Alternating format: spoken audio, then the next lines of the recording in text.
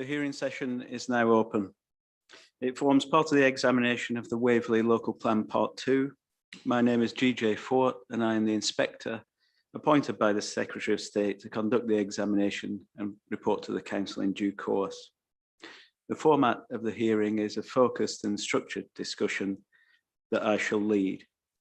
Before we continue any further, if I could ask Mr. Beglin to introduce the Council representatives this morning.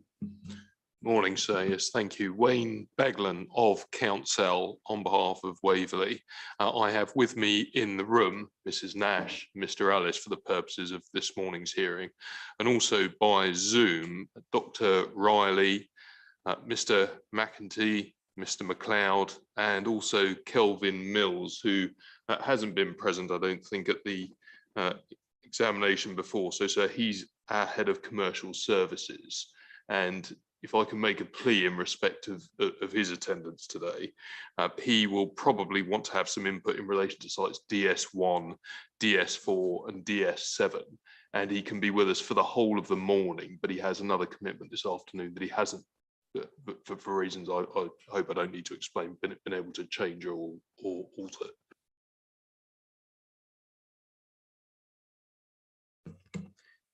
Thank you. And others in the room, please.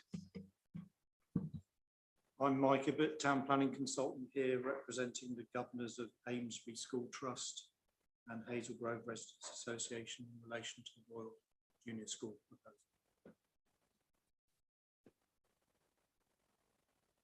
Karen Tipper, Bell Cornwall, on behalf of Marshall Eaton Developments.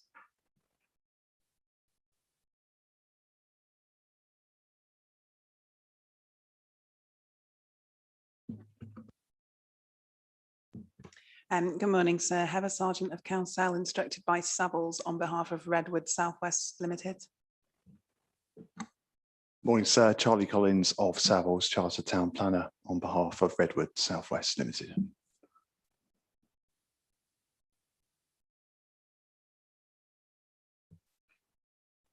And those other participants joining us on Zoom, please, if you could introduce yourself.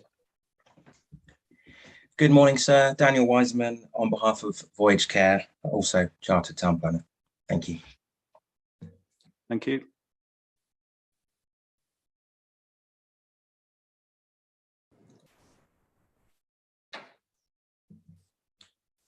And Ms. Hawkes? Yes, sir. This is Emma Hawkes and Mr. Paul Lulham from DHA Planning on behalf of United Learning. Thank you.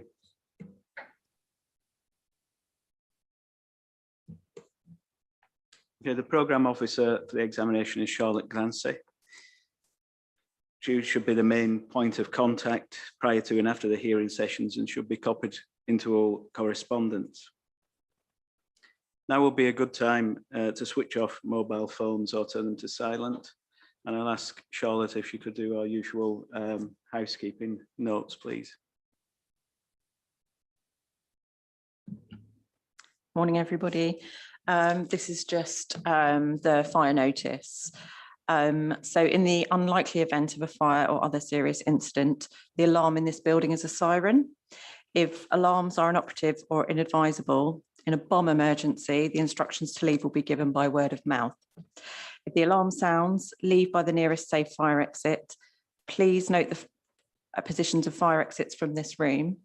Do not stop to reclaim personal effects. Do not use the lift. Proceed to the assembly point, which is located at the far end of the Berries playing field opposite the council offices during the daytime until 6:30, and then in the evening at Waitrose car park. Remain at the evacuation point until instructed that it's safe to re-enter the building. The toilets are through this corridor, turn right, and then they're on the right-hand side. Many thanks. Thank you. So the session is being filmed and live streamed this morning. I take it everyone here is comfortable with that. So the matters to be discussed today will be focused questions based upon and taking forward the matters, issues and questions and associated written statements received. I'm tasked with considering the soundness of the plan in accordance with the criteria of the National Planning Policy Framework and also whether it is legally compliant. The hearings are intended to assist me in that regard. In submitting the plan, the council considers that it is a sound one, and this is a starting point for the examination. So if you are challenging the soundness of the plan, then you have to explain why and what changes might be necessary that would make it sound. I have read and will take into account the hearing statements that have been prepared and also the original representations that were made, so there is no need for these to be repeated.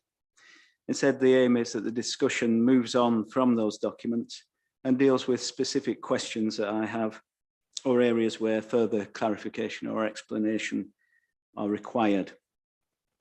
At times, I may ask for a more general contribution or a summary of your position. And when contributing to discussions, it would be helpful to me if contributors could stick to the matter in hand and refrain from commenting on unrelated matters.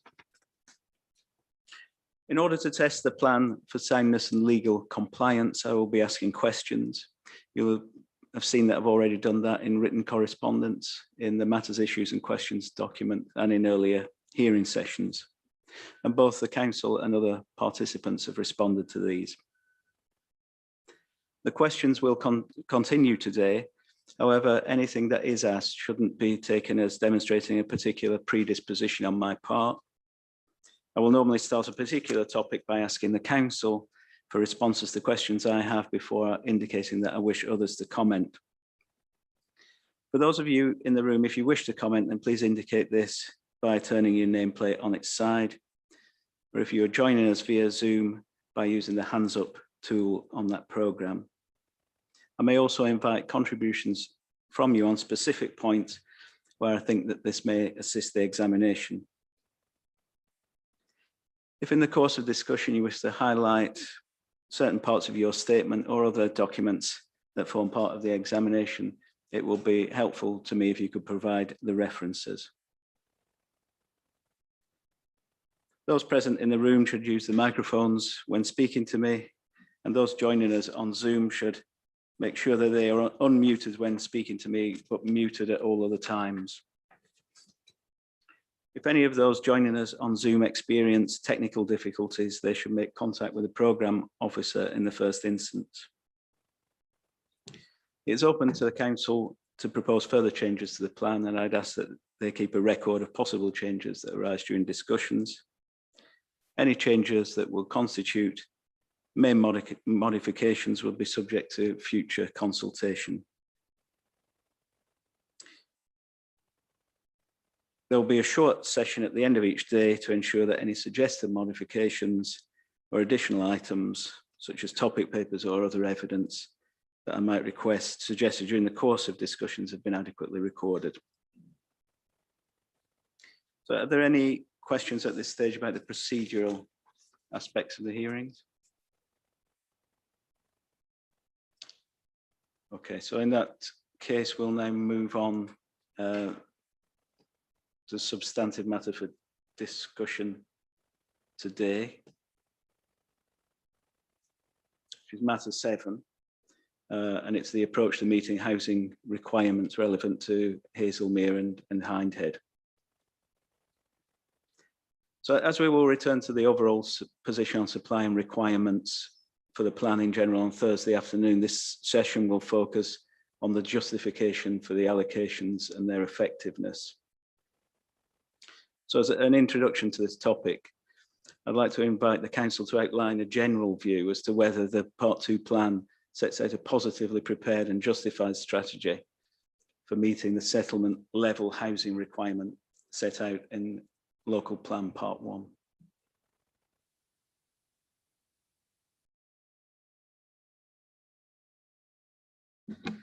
Thank you, sir.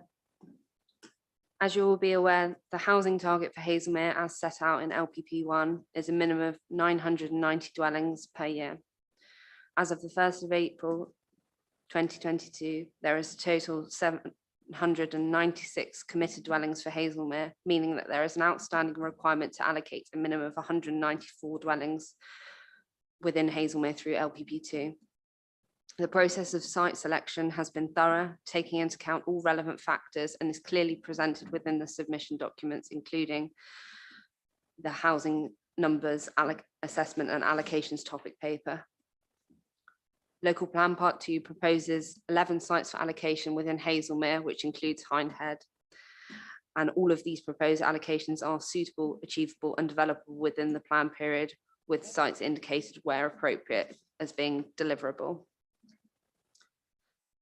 Local Plan Part 2 proposes to allocate sites in Hazelmere which are anticipated to deliver 265 additional dwellings, not double counting those that have already been counted as committed dwellings. This results in an over provision of 71 dwellings against the outstanding requirement of 194 dwellings.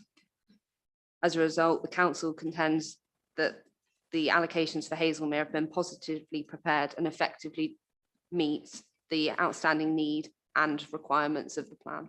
Thank you.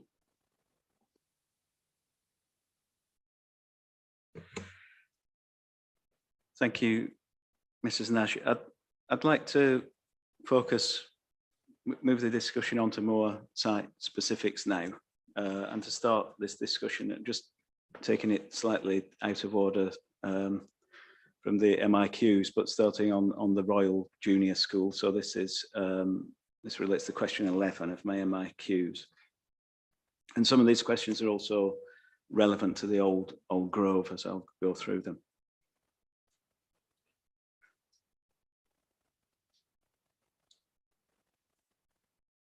But the view is expressed that the site constitutes previously developed land for the purposes of the framework glossary. So could you outline your view as to how that meets that definition given in the framework, please?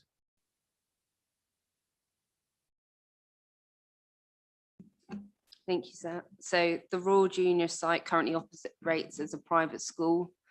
All land in association with the site boundary is used in conjunction with the school, whether that be playing fields or forest school or the buildings itself. So the site is currently occupied by a number of permanent buildings and areas of hard standing.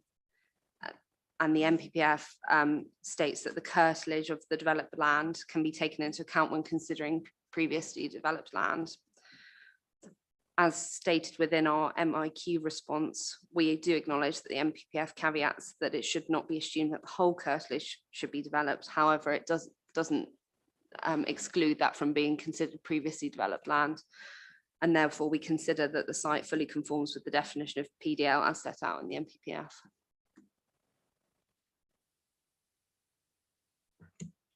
Thank you. So what do you infer from that phrase that you just alluded to,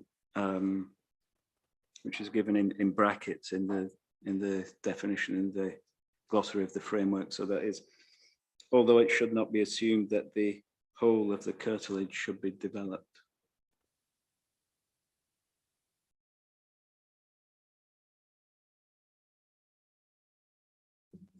Thank you, sir. So in reading that phrase, we understand it to mean that although the whole site can be considered previously developed land as per the definition, it should not be assumed that the whole site should then be occupied by buildings or forms of development if that site is to be developed. And any development should be carefully considered in terms of the impact it will have moving forward.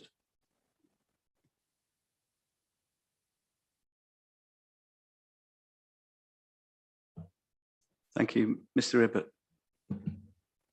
Thank you, sir. I mean, our take on this PDL issue that it's absolutely fundamental because it underpins the whole assessment of the suitability of the site. And the exposition of what PDL, the interpretation of the NPPF in terms of PDL on this site, the council's just given us, I think, really stretching the point. This is a site in the countryside, formerly a country house in large grounds, now used as a school. Yes, there are some permanent structures. There are also some temporary structures, temporary classrooms that have never been removed, even though they were meant to have been in relation to previously permitted extensions of one of the buildings. Interestingly, we've estimated the actual PDL part of the site to be about 2/3 of a hectare, Redwood in their representation thought it was about 1.4 hectares, and United Learning in theirs came up with a fairly similar proportion, but it's clear that their intention is to go well beyond that built envelope and encroach on the playing fields. I beg your pardon.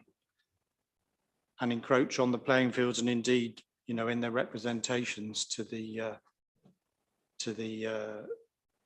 consultation, United Learning were pushing for a greater number of units on the site. So we feel this whole interpretation undermines, or well, one, it underpins the approach to the allocation, but it, in our view, that false definition or false interpretation undermines the allocation. Thank you.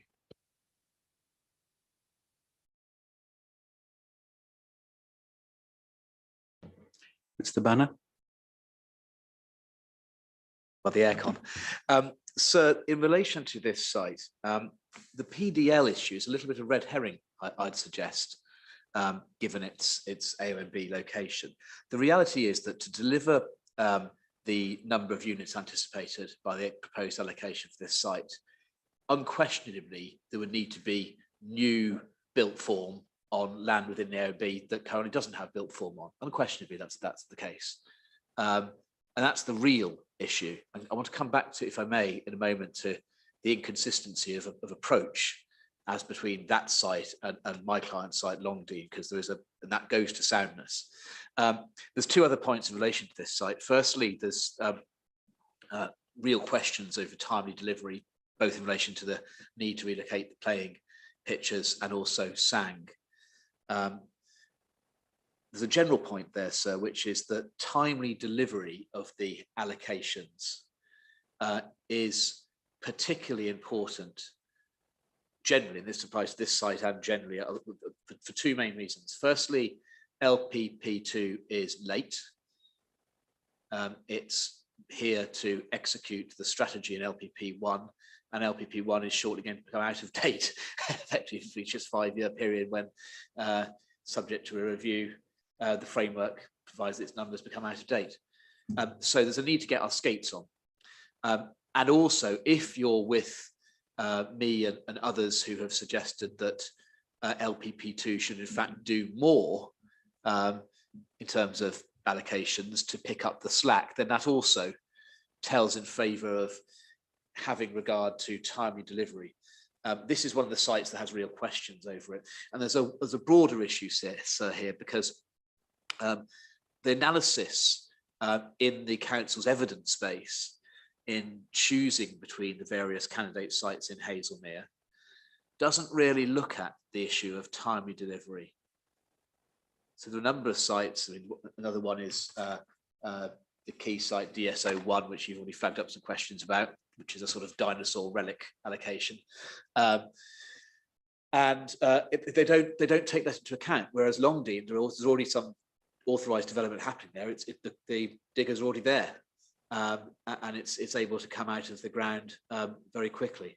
That's not a factor that appears to have been taken into account, timely delivery, and I suggest that tells in favour of the conclusion that the response of the council to the evidence base is not sound, and the approach to the evidence base is not sound.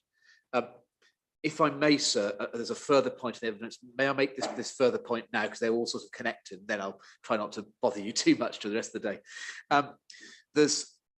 We've made certain points in our written material about the inconsistent approach to the law. I'll take that as read, but there's an important point about the response of the council in relation to allocations at Hazelmere, the response to the evidence based on the essay material.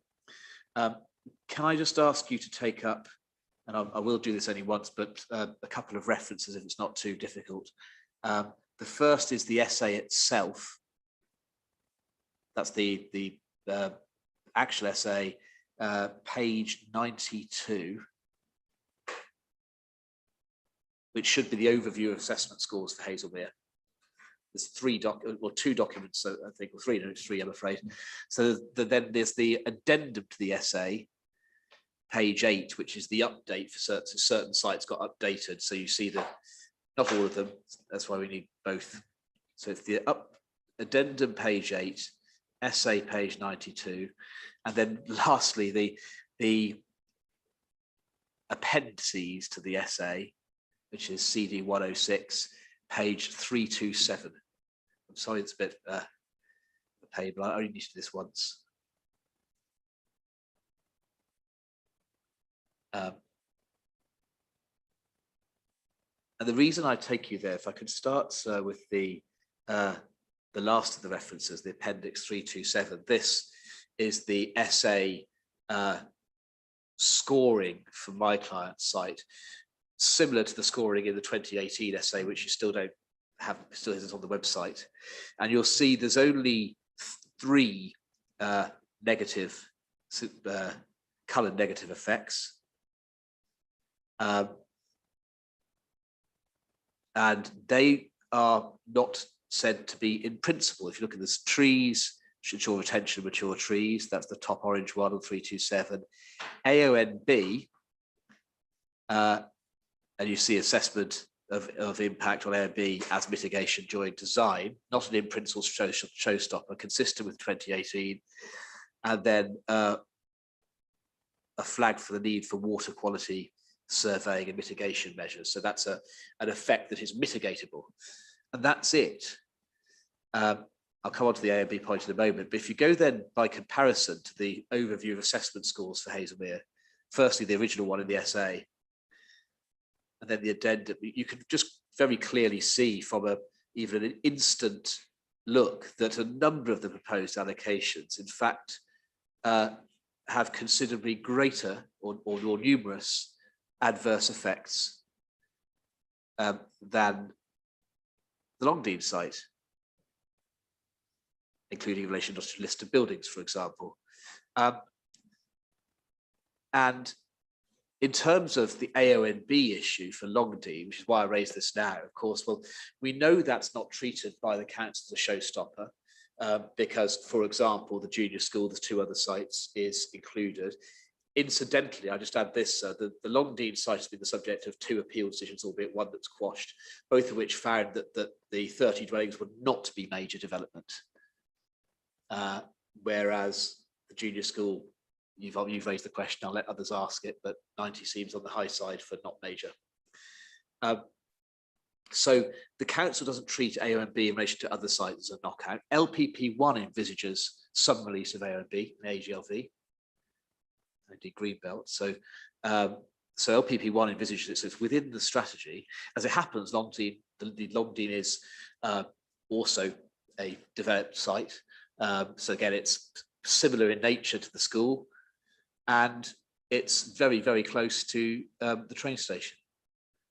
And you can't see, you wouldn't be able to see development from any public vantage point outside. That was a finding of one of the appeal inspectors.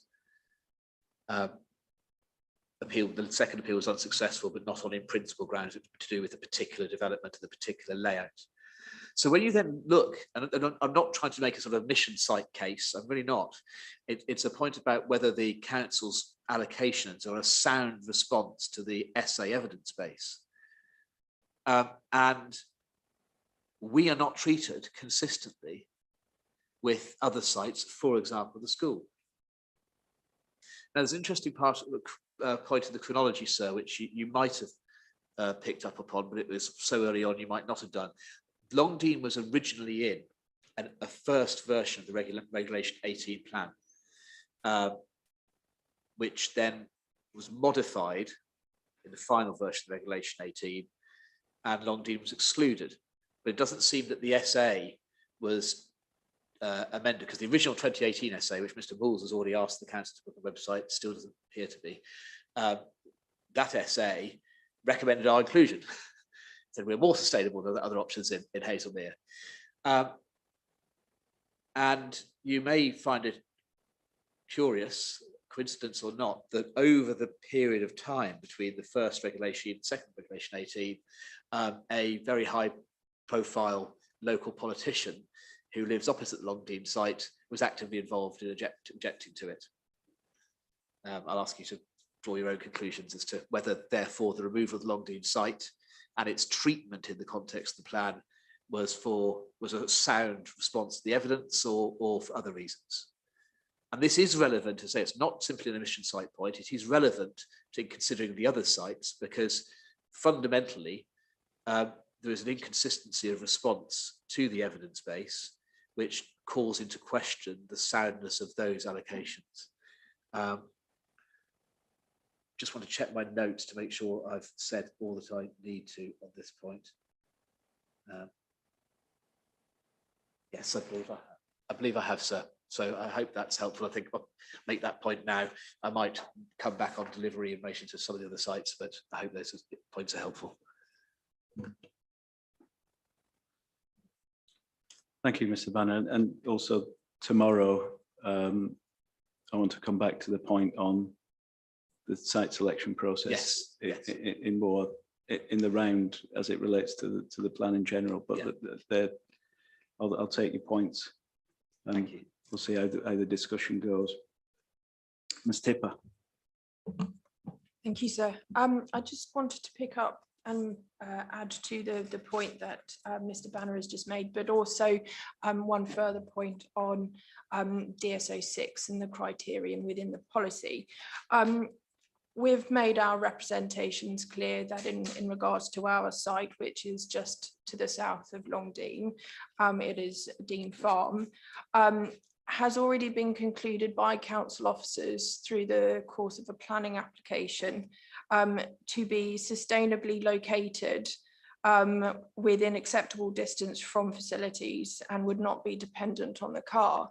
Now, if officers have already concluded that sites in this general location, including my client's site, is indeed sustainable and not in an isolated position, I do therefore wonder why alternative sites are being actively considered by the council, which perform considerably worse than those sites. And then one other point that I'd just like to make, and it is a very general point regarding the policy DSO 6, it does not, within the criterion of the policy, allude to the need for Sport England consideration for the loss of or part loss of sports pitches and the exceptions tests that do need to be applied in that regard. Thank you.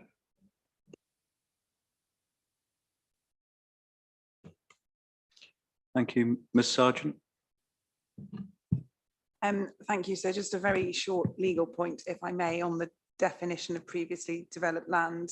You'll have seen in our written submissions what we say about the application of the exclusion that relates to land in built-up areas such as residential gardens, parks and recreation grounds and allotments. But before we actually get within the definition to the application of that exclusion, first of all, the land has to be land which is or was occupied by a permanent structure, including the curtilage of the developed land. And as the council has properly acknowledged, it does say that it shouldn't be assumed that the whole of the curtilage should be developed. So query whether that's actually being respected in practice here. But my point is on the definition of curtilage, and we don't accept that the entirety of the allocation here falls within the curtilage of land that is or was occupied by a permanent structure, because it has to be within the curtilage of the developed land. And the Court of Appeal Authority in a case called Methuen, Campbell and Walters, which is well known and dates from 1979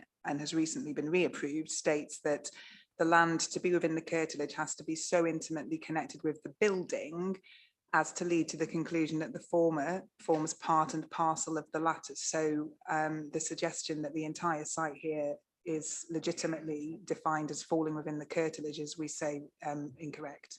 Mr. Collins, I think. Oh.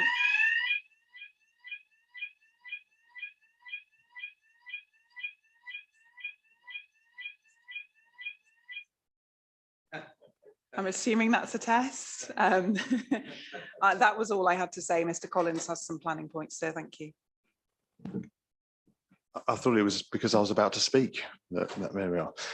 Morning, sir. Only a few additional points. I think they've been raised already, to be fair, but to be clear on some references, it's it's Appendix 5B of Redwood Southwest Regulation 19 representations, where we've got a plan where we have objectively looked at the previously developed land situation at the rural school. Figure of 1.4 hectares is what we calculate it as being. That incorporates the main school buildings, some outbuildings, a few sports pitches in sort of connected to an outbuilding, and the car park.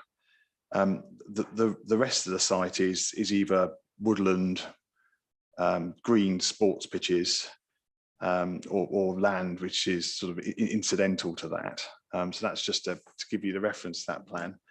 I think, I mean, no doubt we'll probably come on to this in respect of rural school, but I think it's fairly fundamental in respect of the major minor point in terms of AONB development and the application of MPPF policy. We have got various other things to say about the rural school, but should we just wait? Are you managing the agenda accordingly in terms of topics, as it were, on that? We're trying to, Mr. Collins. Yeah, okay. But I think in terms of, I think if we could wrap up on the PDL point and then move into the major development point. So thank you for that. Ms. Hawkes.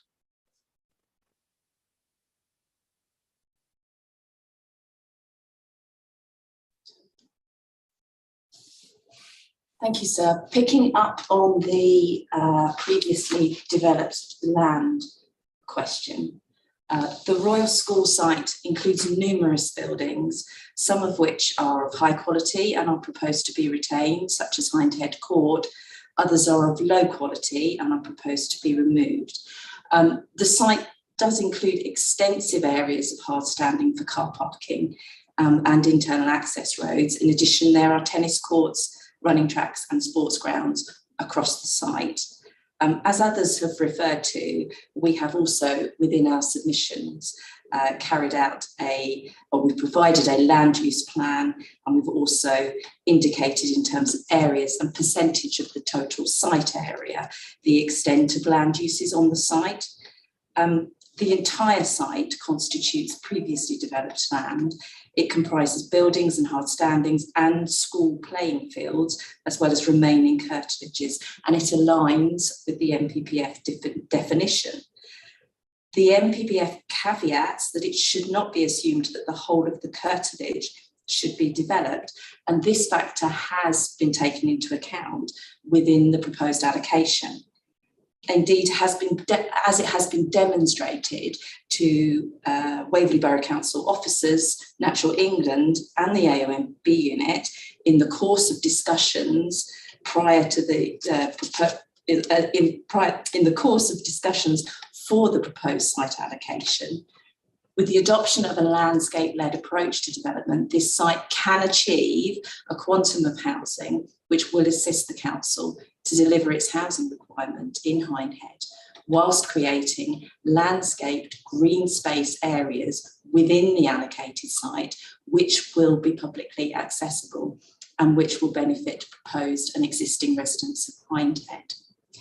If I can just touch briefly, sir, on the delivery point which was raised by Mr. Banner, I would say that our client wholly supports the draft allocation and is committed to the delivery of the allocation early in the plan period once LPP2 is formally adopted. As we have outlined in our representations, the draft allocation follows an exceptional degree of engagement, and the submitted supporting evidence documents are well beyond that typically afforded via the local plan preparation process.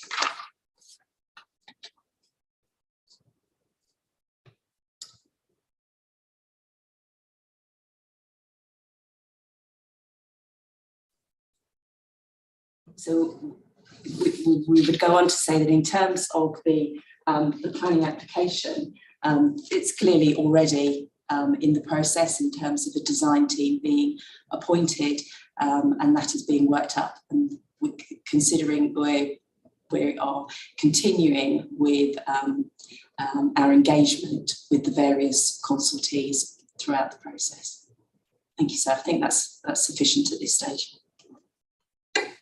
Thank you. So in terms of what we've heard if you've got any responses to that, but for the purpose of the previously developed land point, I'd be interested to hear to what extent the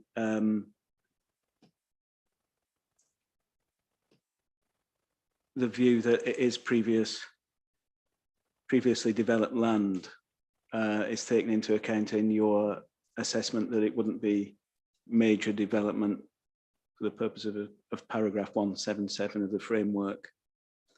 So if I can refer you to to your hearing statement at page 10. So that in reaching a view on that that point, whether it is major development, you've stated the site is a well-screened brownfield site. So, you know, how integral is that to the overall assessment in those terms?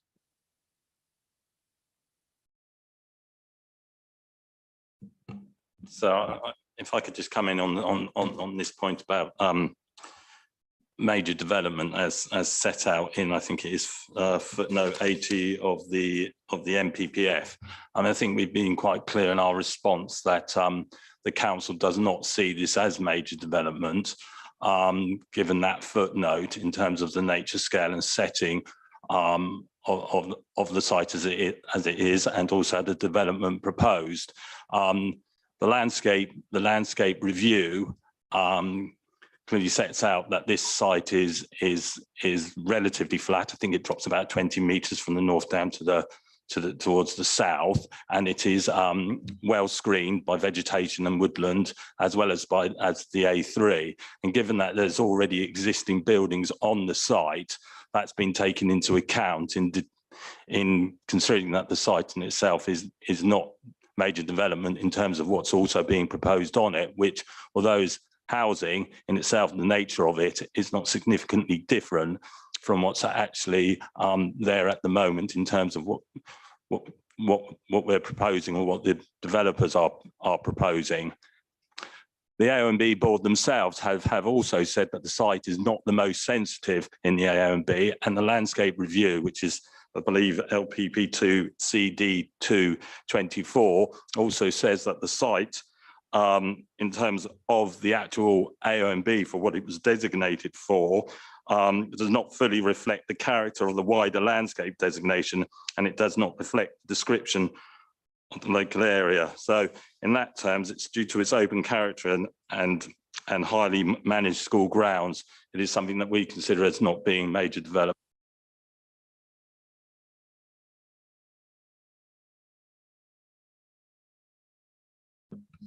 So I was going to come back very briefly on the sort of related point of PDL itself. And so you've heard reference to one authority that was dealing with a different statutory scheme, albeit it's gained some wider traction as well. But there has been specific consideration of the PDL phrase as it's contained within the glossary to the MPPF. And so you may recall that's dealt with in terms in a case called Dartford, which is 2017 PTSR report 737. The issue was dealt with at first instance and by the Court of Appeal. I don't think that judgment's in the examination library as yet. So if you wanted some further guidance in relation to that issue, or just a reminder of what I suspect you already know, then we can put that into the library for you. But you'll see when you remind yourself of the facts of that case, that was a case that involved the development by way of a proposed change of use to put one mobile home and one tourer within the grounds of a farm called Shire Hall Farm. And you'll see from the analysis that the farm was treated as being the curtilage for these purposes, or an important part of the farm. And then the point that was remarked upon and certainly dealt with more at first instance was the caveat that we have referred to within the definition, that of course, just because something falls to be treated as PDL, it doesn't follow as night follows day that it's acceptable to have a development over the whole of that curtilage. See that Mr. Banner's got some remarks on a case that he was involved in, I think. It was one of Mr. Banner's cases.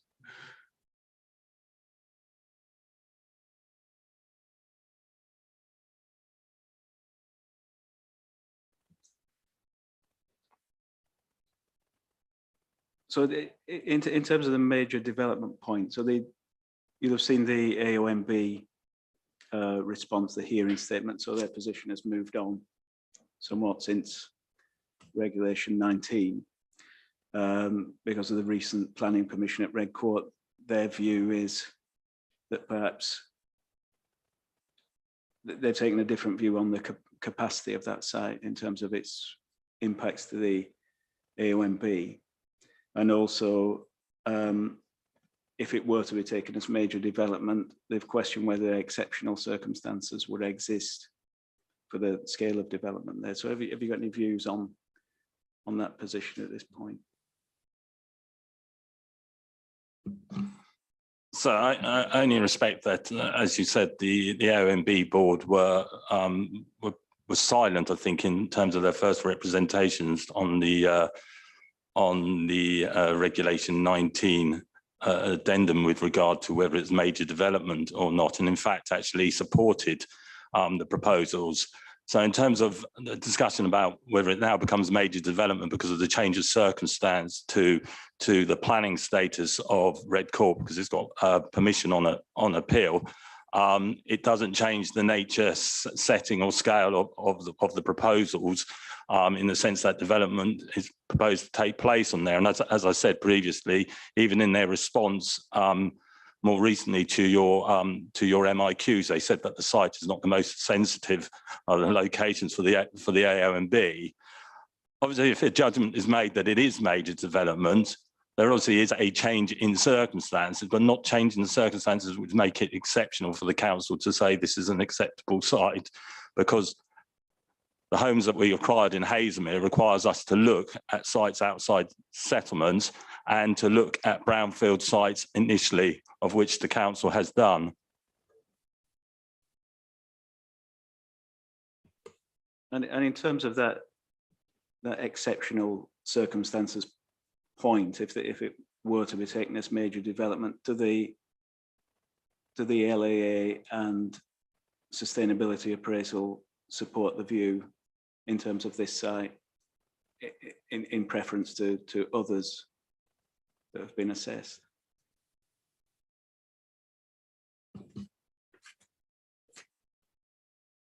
So the essay obviously looks at a number of objectives, looks at 15 objectives.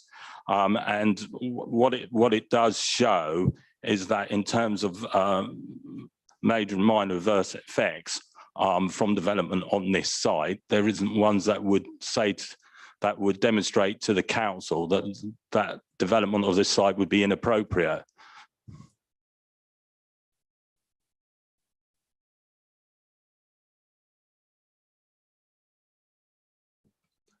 So just going back to the council's hearing statement on this matter, of course, but both of these questions are quintessential questions of planning judgment. So first of all, whether something is major development. We know as the definition has evolved through the most up-to-date version of the MPPF, there are now a number of features to consider for a local planning authority deciding whether or not something constitutes major development. And when you look through the hearing statement, you'll see, and we hope agree, that each of the features that is remarked upon there is perfectly logically capable of going towards that overall planning judgment about whether or not something is major development. And some of those features may be more important in an individual case than others, like the extent of the screening that's available here and the extent of the PDL and the potential limits on the effect of development. But all of those features have been considered. Equally, if one reaches the conclusion that it does involve major development, then those features, together with the others that the council has identified, are all, we would suggest, perfectly properly taken into account in the basket of considerations as to what can amount to exceptional circumstances or the need for something to happen in the public interest. And the council's been, we would suggest, careful in terms of its overall approach to site selection. But as we discussed on earlier occasions, of course, there will be others in this room and doubtless elsewhere with differences of view about the various features that go to make up that overall judgment. But what the council's hearing statement does is provide you, we suggest, with a firm foundation for a conclusion that the choices that were ultimately made were sound ones.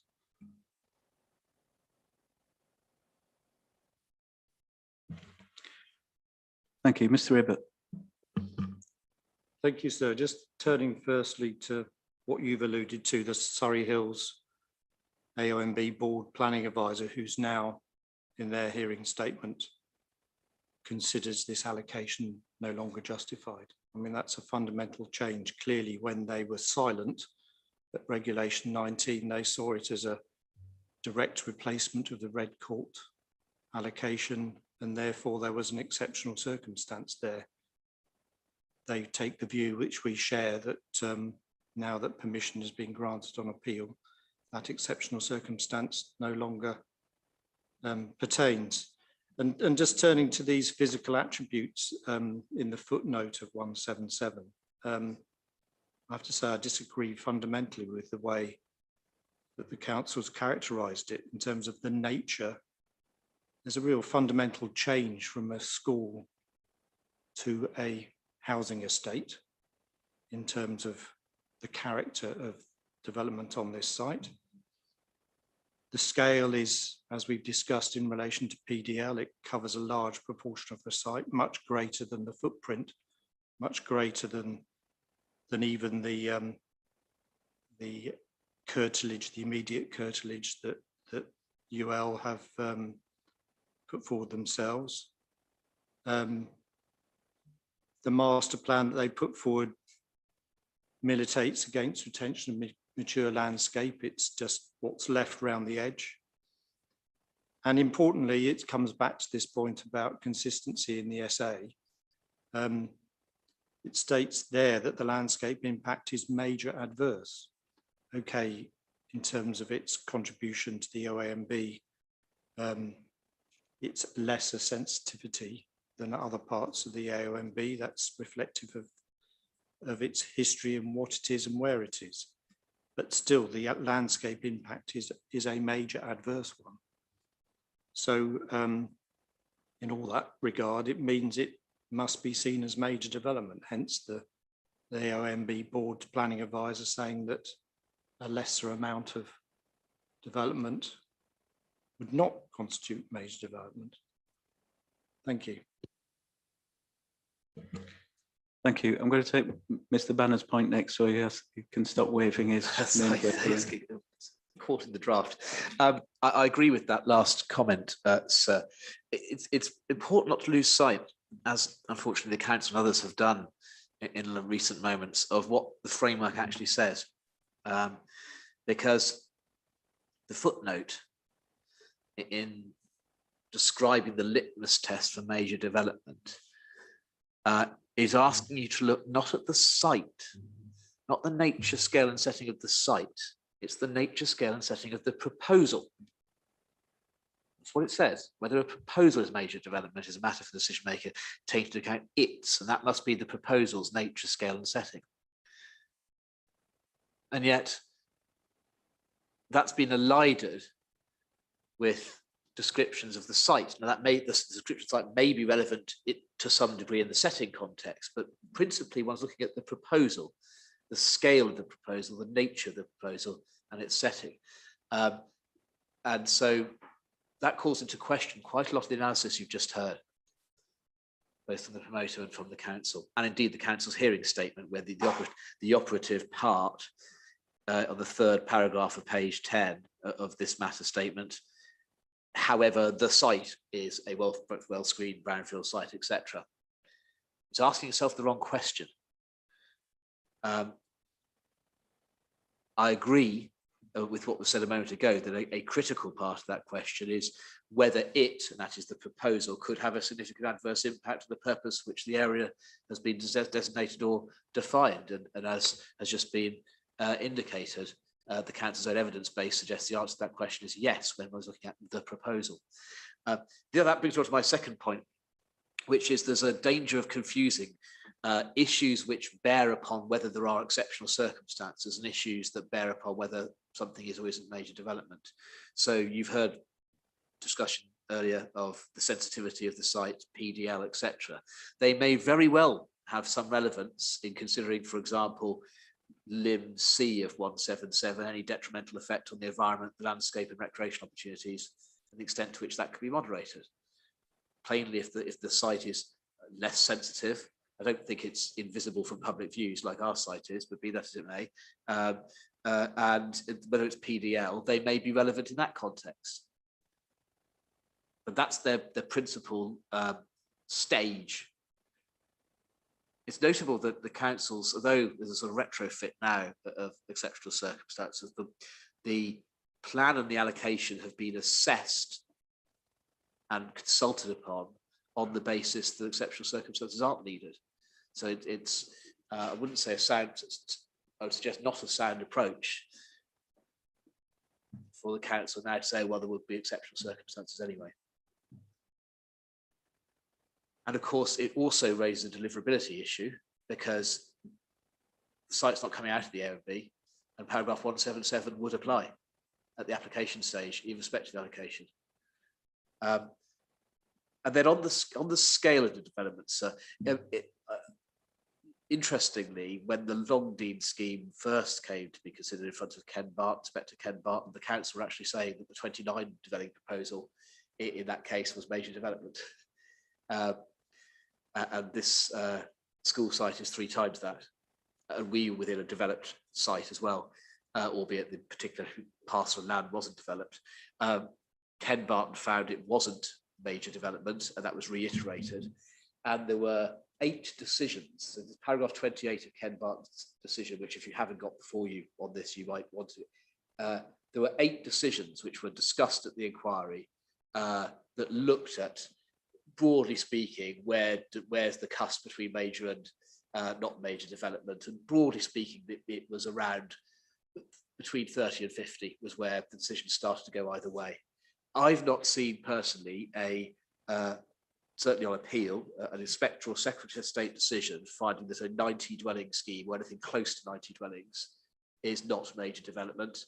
I'll lay down the gauntlet and invite the council and the site promoter to produce one if they are able to find one. And if there isn't one, if nobody can find a appeal decision indicating a development of that quantum is not major development, then that rather tells in favour of the finding that it is major development. Thank you.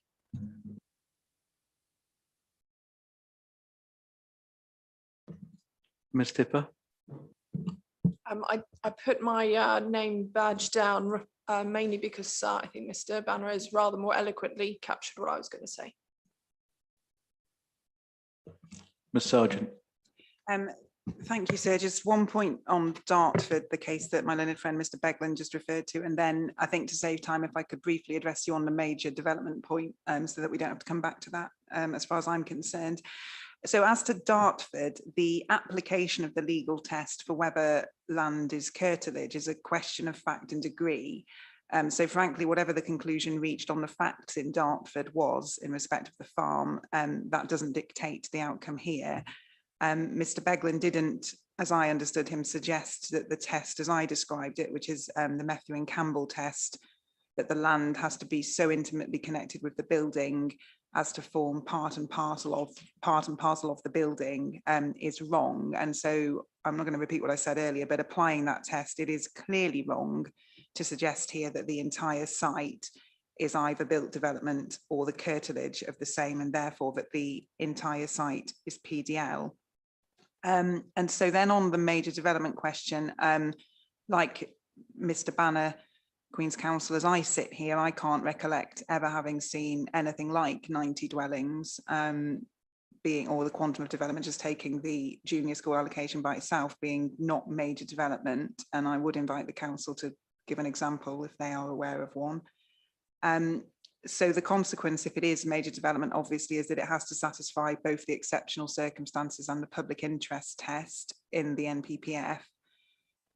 You'll have seen, so in our written representations and our hearing statement, we say that the allocation manifestly fails to satisfy the exceptional circumstances test, not least because there are more sustainable sites. If there is a need to allocate in the AONB, there are more sustainable sites where that can be done, including phase 2 of Scotland Park or promotion B of Red Court, so my client's site. And so fundamentally, I am now very troubled that we've had confirmation from the council this morning that it did take into account the fact that in its view, the Royal Junior School allocation is entirely PDL, because that is wrong, and the council has assessed off the wrong baseline. So the entire analysis whereby it's evicted my client's site from the draft plan and replaced it with the Royal Junior School is founded on an erroneous premise. And that infects not just the conclusion on major development, but also the approach to assessing the sites in the sustainability appraisal. And it equally infects any attempt that we're now hearing from the council to say, well, you know, if it is major development, there are exceptional circumstances anyway. So all of those conclusions, sir, have been reached under the misapprehension that the entire site is PDL when it's clearly not. Thank you. Mr. Collins. So just but obviously won't repeat Miss Sargent, just a couple of other points to add. Just to say, in my experience, I've not seen a major development proposal at 90 dwellings. So having listened to the challenge from Mr. Banner, I think also we need to look at this site in the context of DSO 8, which is very close to it, nearly adjacent, which is obviously a proposed allocation for an extra 40. So it's actually a cumulative development of about 130 dwellings in the immediate area proposed. Some technical points. So you'll be aware of the representation submitted by the landowner. I think I recall those include a master plan for the Royal School site, so you can see the extent of development. I think that goes outside the area that we would define as previously developed, the 1.4 hectare element. I'd imagine it would need to, because obviously if you just developed 1.4 hectares, you'd be developing 90 units at 64 to the hectare, which is pretty high density for the location. Final point, in terms of comparisons in the sustainability appraisal, won't do it in any detail. You've got before you are regulation 19 representations. Section 4 runs through comparisons between the Red Court 50 unit site and the wider promotion. So Red Court phase 1, which of course now has planning permission at appeal, and then Red Court Scotland Park phase 2, which has recently been submitted for planning, just awaiting registration at the moment, proposal for 130 dwellings. But we go through analysis in the essay of those sites in comparison to Royal School. Thank you. Thank you. Ms. Hawkes.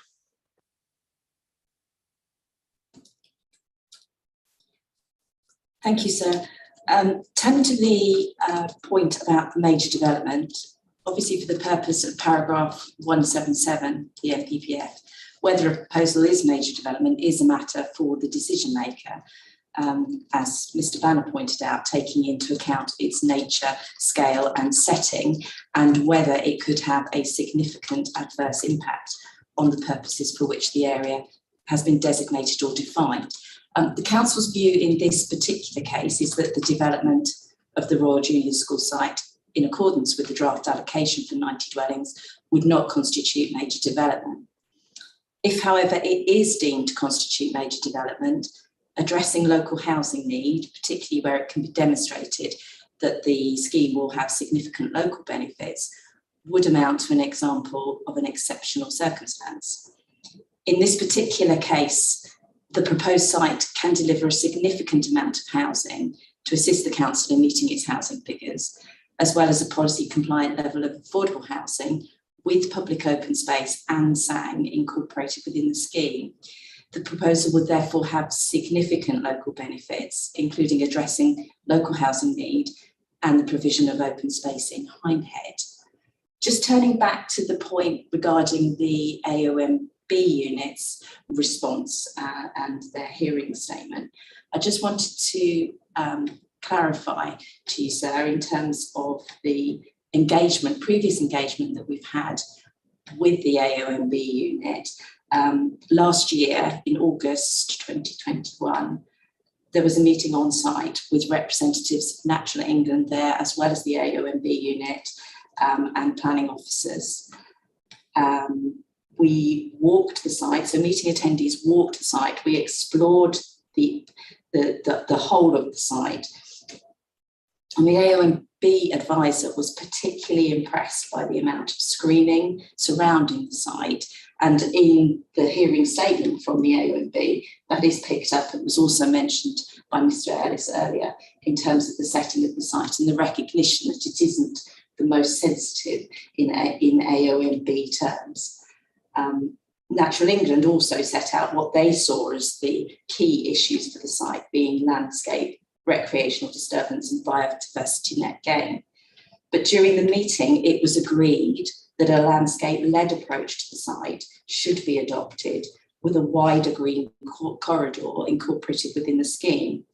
So a revisit of the master plan that had been submitted as part of our earlier representations was carried out, particularly in terms of the northern section of the site. That was the part of the site, sir, that the AONB advisor was particularly concerned about. And so the revised framework plan was submitted, so referred to as a concept master plan, development framework plan, so which is part of our representations. And that set out the land use, the movement and the landscape indicative strategy, which could be incorporated. Thank you, sir. Thank you. Mr. Collins.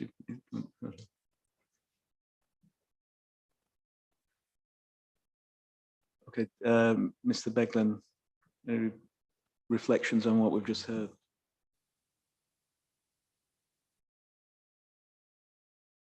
So just a couple of points in relation to the legal position. Of course, when you're dealing with whether or not something is major development as the first issue, and then whether or not any of the exceptions to that apply, there will be different factors to take into account, but those are set out in our hearing statement. But insofar as it might be suggested that there's a mutual exclusivity between those two tests, and the idea that something that might come into whether or not something is major development, like the ability to screen it effectively and the impact that it has on the landscape. So I'd suggest that those factors are also plainly capable of being relevant to whether or not the exception test is met, whether or not it's in the public interest for a particular site to come forward. The second observation is that, bearing in mind, as has been pointed out, footnote 60 refers to proposals rather than sites, then of course what will ultimately need consideration in the final analysis as to whether or not something is major development will be informed by everything that comes forward in support of the planning application. And so you've got, as it were, the indications here in the council's hearing statement about how various features of the site can be brought forward in a way that would allow it to be considered not to be major development. And those ideas will be naturally refined through the planning application process itself. So it goes back to the point that you are testing at the moment, the soundness of these sites within the local plan examination process, and seen through that lens, we would suggest that the council's decision that this does not amount to major development is an unexceptional one in those circumstances. And that in any event, for the reasons that we set out in our hearing statement, the exceptions are capable of applying here. In relation to whether or not there's a particular number of units where something will constitute major development, plainly the drafters of the MPPF went out of their way in relation to dealing with areas of outstanding natural beauty not to adopt that approach, preferring the qualitative analysis of the various features that are identified for consideration. And that's exactly what the council has done.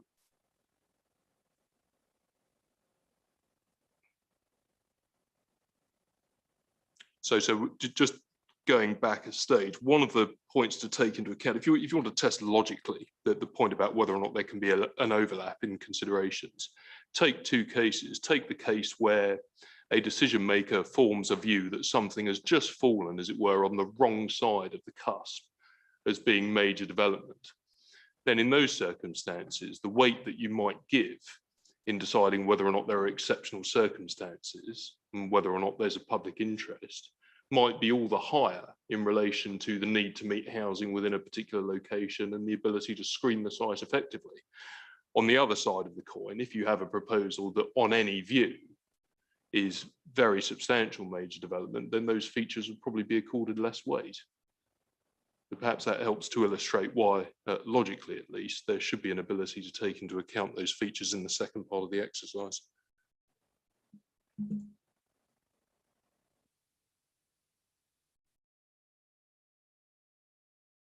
So I ought to check whether any other members of the team wanted to come back on the matters that have been raised.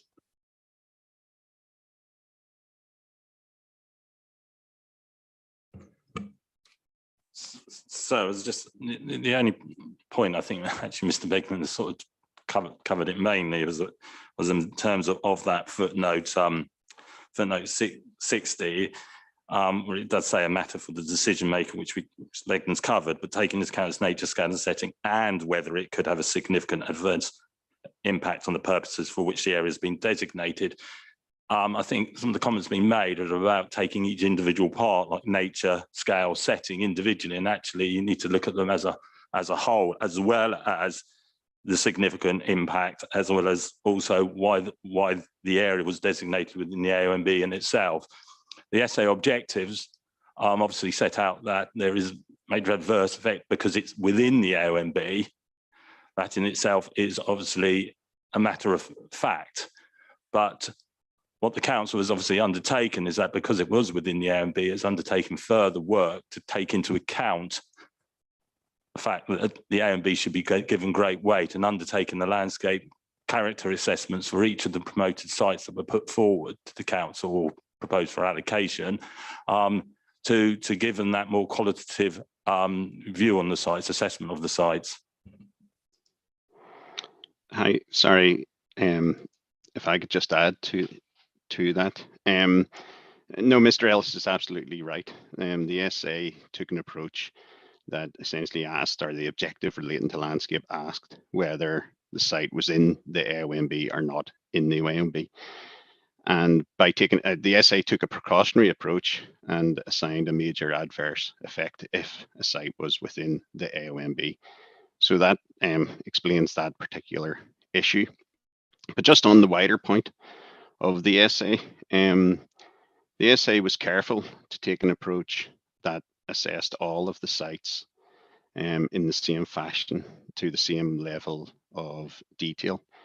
And because of the difficulty of comparing sites, because each site is unique, you're not comparing options on the same site.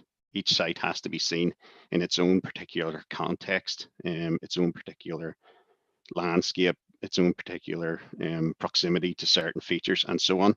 The SA took, as much as it could, build upon the work that was set out by AECOM at the scoping stage and the approach that was taken at LPP1 to take, as much as possible, a qualitative approach of measuring distances to certain features. And again, as Mr. Ellis has just said, it's a matter of fact for a lot of the issues. So it would measure distance to, say, an area of ancient woodland or whatever the feature happens to be. And those distances were taken from open access data sets. So for example, the data layers, some of them are on the DEFRA Magic system, which again is a widely recognized and typically used set of data sets in SA.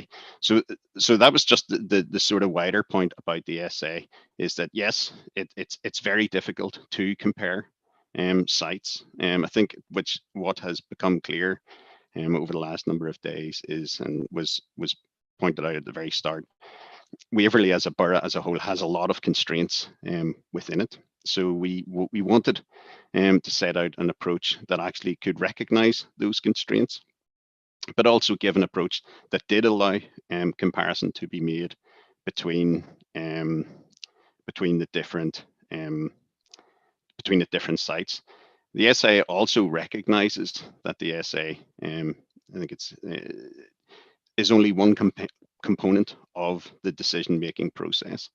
There are wider factors that are brought in, and again, that's set out. So that's all I wanted to make about the wider process. Thank you, Mr. McEntee. Mr. Banner. Just very quickly to come back on that, I mean, that does rather reinforce and make good the concerns I articulated earlier about the soundness of the response to the essay, because what you just heard is that the simple fact of being an AONB gets you a red mark, significant adverse effect, without any qualitative consideration. Well, that fundamentally undermines any suggestion that the Longdean site was ruled out on that ground alone. And remember, there are only 3 coloured adverse effects in RSA: AONB, which was itself actually said to be mitigatable, water, which is mitigatable, and trees, which simply said ensure retention of mature trees, which the previous inspector indicated was capable of being done on Longdean. He didn't like the layout of the particular scheme, but was capable of being done. So based on what you've just heard, my concern that the SA indicates that, no, let me rephrase that, that the allocations are not a sound response to the evidence base in the SA.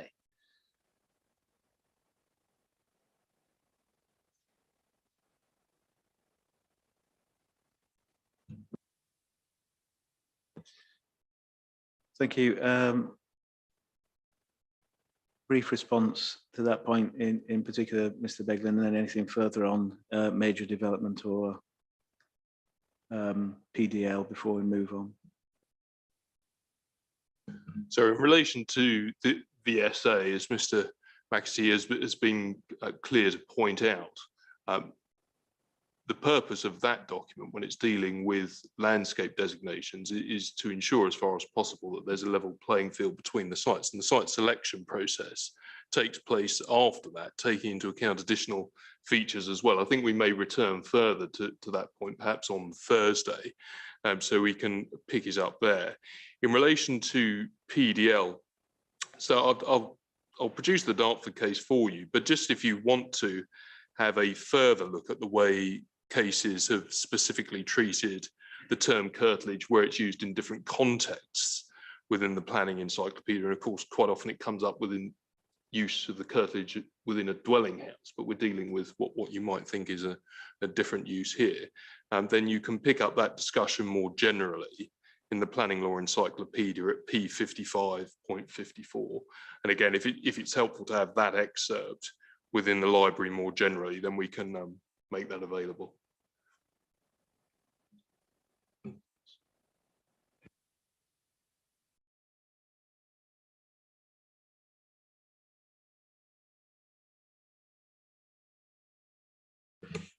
Okay, so moving on now to the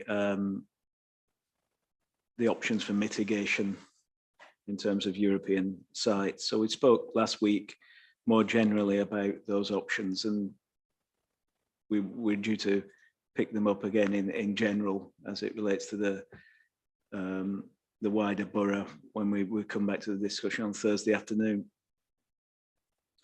But in terms of the Royal School site in particular, the proposal is for the on-site SANG to be delivered. So I wonder if I could invite Ms. Hawkes in again to just address that point in terms of the feasibility of delivery of on-site SANG.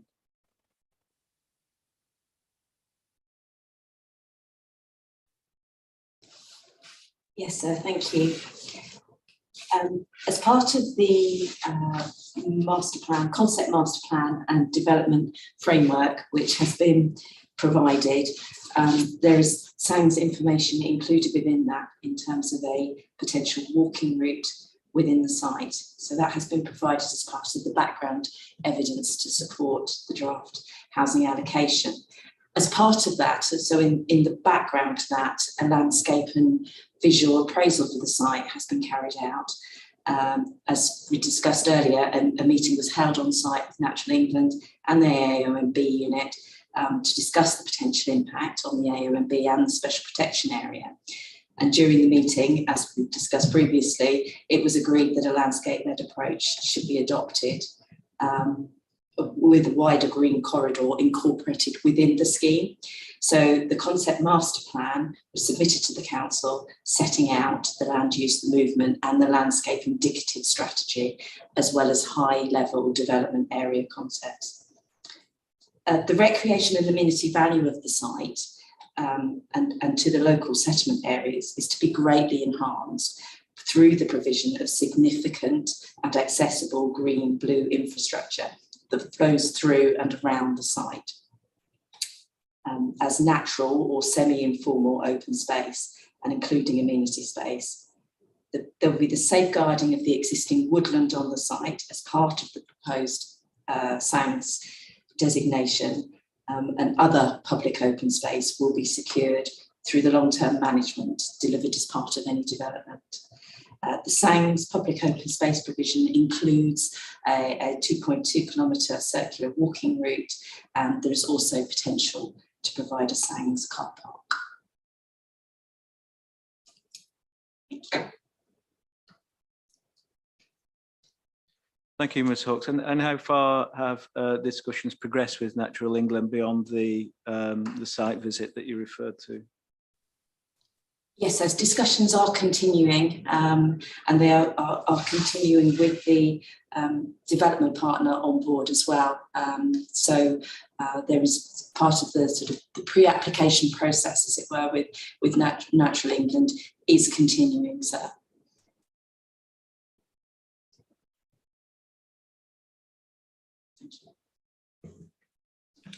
Thank you. Mr. Ibbott. Thank you, sir. I'm not going to comment, I don't think, on the approach that's been discussed earlier in these hearings about potential SANG coming forward.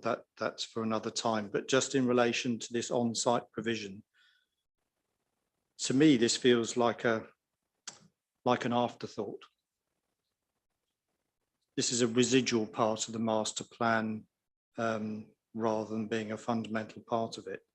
I mean, apart from anything else, the woodland, the main part of the woodland on this site, along the western part of the site, immediately adjoins the A3. And if you walk that site, it's not a particularly pleasant place to be because the environment is dominated by the noise of traffic. So does it really have the potential to be a SANG that meets the wider requirements of the HRA in this regard? You know, and if a car park comes to, that just attracts even more people to this area. So I'm not convinced that on-site SANG is worth what it suggests it is, particularly when you take into account the cumulative impact with the adjoining proposed allocation. And without stealing the thunder of colleagues here, you know, other sites have a better geography in terms of their relationship to the SPA. I'd refer you to the Redwoods representation, Appendix 5A, for that very clear geography. And unlike the site that they're now proposing, you know, that site, Red Court 2, seems fundamentally to be delivering SANG as part of the scheme from the outset, rather than being an afterthought. It's a much bigger proportion of the site, and given its geography as a more logical location for SANG. I'm not convinced that SANG on the Royal School site, Royal Junior School site, is really achievable. Thank you. Mr. Collins. Thank you. And also for referring to our appendices, you're saving me a job. So, so just draw you to Appendix 5A of our Reg 19 reps, which serves to highlight the close proximity of the proposed allocations to the actual SPA, only just beyond the 400-metre buffer, obviously in comparison to sites in and around Hazelmere, including our own at Scotland Park Phase 2. And just to make a global point on that, I'm not sure from the evidence that I've read that Natural England have, in inverted commas, signed off a SANG at the Royal School. We're looking at some of the evidence submitted by, obviously, the landowner, report prepared by Mark Hampton Studio. It seems to me that that doesn't define an area of SANG. I might be wrong. I'm sure the council will correct me if so, but also what 2.2 kilometres back to back walk means. Is that back on itself, or is that an actual sufficient walk length? I mean, normally Natural England are looking for greater than 2.4 kilometres on walks. So we're concerned that they just quite simply don't have enough land for a big enough SANG. We're also concerned that there's not wider linkages beyond the SANG to the wider countryside. And we have to bear in mind, obviously, the site is right next to the A3, which will have its own amenity and noise impact on the sort of recreational area the SANG is supposed to create. This all stands starkly in contrast to our liaison with Natural England on Scotland Park Phase 2, which has been over a couple of years, nearly 3 years now, whereby we have an agreed SANG position with them for a SANG of circa, well, over 9 hectares. I don't know if Ms. Sargent wants to add to any of those points. Only very briefly, sir, and I will be happily directed to it if there's anything more recently, but just looking at the statement of common ground between the council and Natural England, you'll see at 4.1 when they're talking about DS14 land at secrets.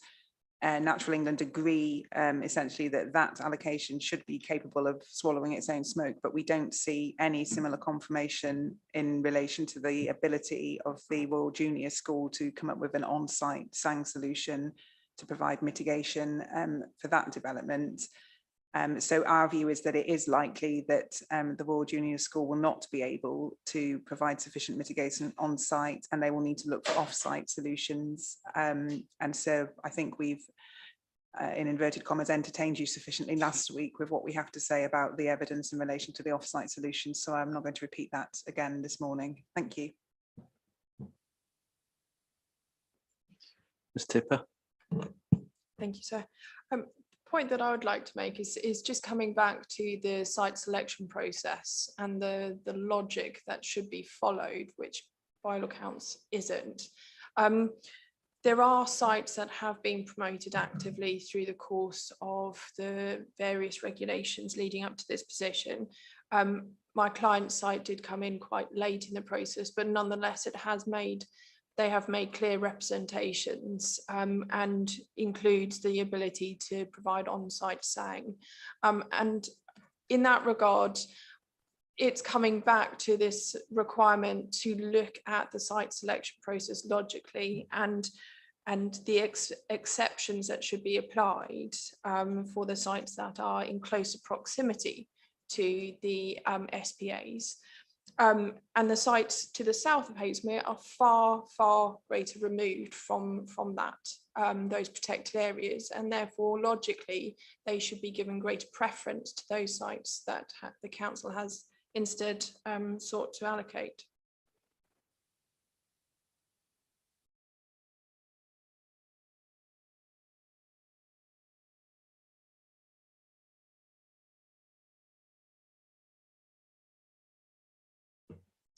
Thank you. Dr. Riley, you had your hand up and it's gone down. Do you still want to come in on that point? I will come on in. Thank you. Yes, I put it up and then I came down. I thought, well, it's actually sort of already been covered, but I will just briefly touch on a couple of points, actually. The first point, and it was alluded to by the lady from Redwoods in the end, was that as we discussed at some length on Friday, a SANG does not have to be on the location of the development site itself. So if the developer does indeed agree a SANG with Natural England on that site, and I haven't been party to any of those discussions, and it's effective, and with the council, of course, because they're the competent authority, and it's effective, all well and good, but it doesn't have to be on the land itself.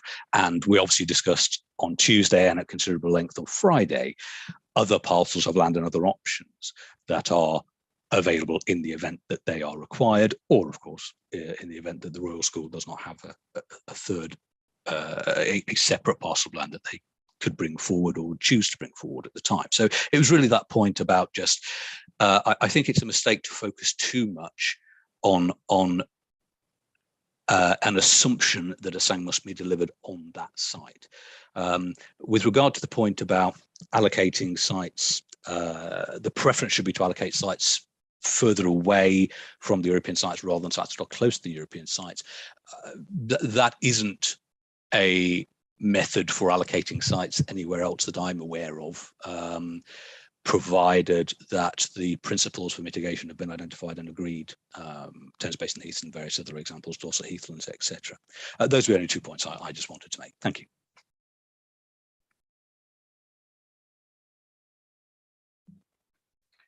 Anything further to respond on that, particularly in terms of the attractiveness of an on-site option given the location of the site and potential impacts of the highways network?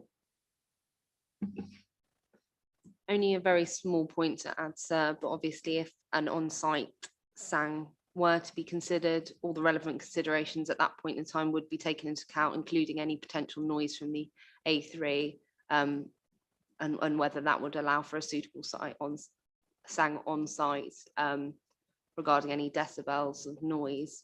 Having been on the site multiple times around the edge of the site, I would note that the noise isn't as loud as you would expect due to the fact that the A3 is set much lower than the site and there is a significant boundary of screening.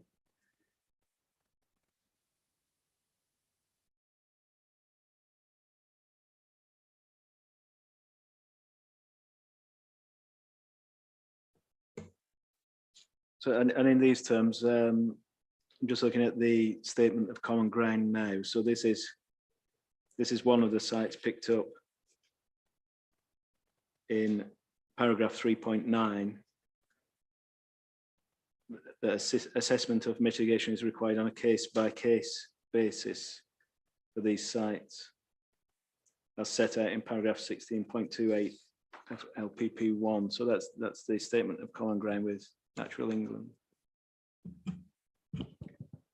Yes, so I think as we discussed on Friday under biodiversity, the strategic approach is set out in paragraph 16.28 of Local Plan Part 1, which is basically a case-by-case basis for where impact on the Weald and Heaths special protection areas is dealt with, which obviously is the supporting paragraphs to policy NE1 of Local Plan Part 1. Obviously, though, we've taken into account the advice that we've been given by Natural England as to where mitigation should be required in more specific forms. Although obviously in the terms of this of Local Plan Part 1, there is no strategic solution to mitigation. So it is a matter of determining those on those sites. But the work has, as Mr. Riley went through on, sorry, Dr. Riley went through on Friday, outlines those options. And as far as we're aware, Natural England are supportive of those options, regardless of where the actual site is in proximity to the SPA itself, provided that mitigation is provided.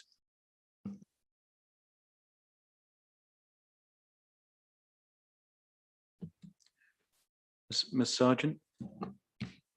So thank you. Just on this point about the case-by-case assessment, we agree that a case-by-case assessment is required, but that's obviously a different question to the question of the point in time that the issue of sang or mitigation measures has to be considered on a case-by-case basis. And as I explained last week, it's not legally permissible to kick the can down the road and say, well, never mind, we'll wait and see at application stage whether or not they manage to come up with a solution, whether that's on site or off site.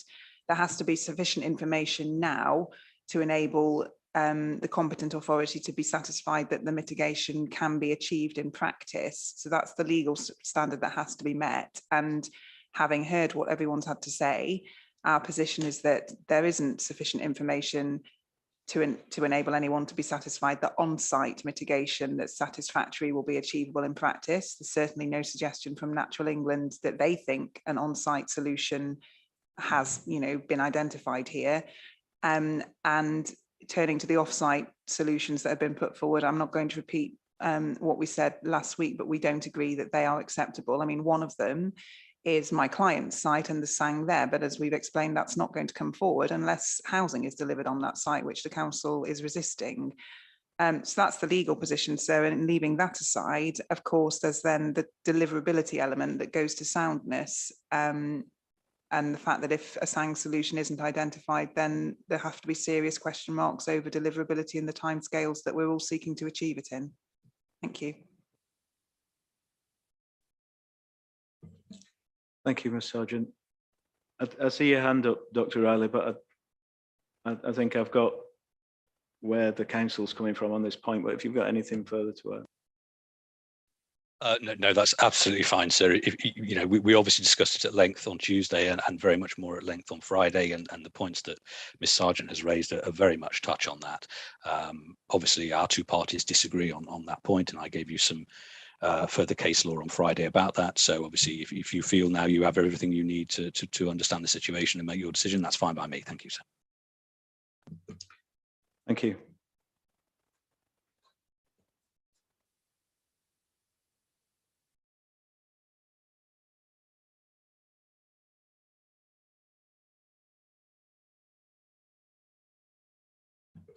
So if we can move on to the wastewater infrastructure. So this, I posed the question on this, and this arose from the Reg 19 response of Thames Water.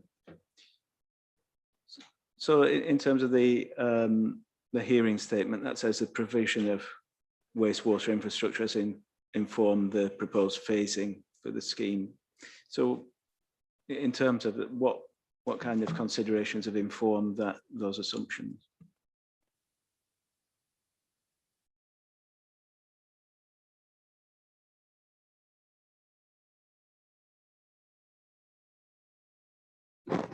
Thank you, sir. So as we refer to in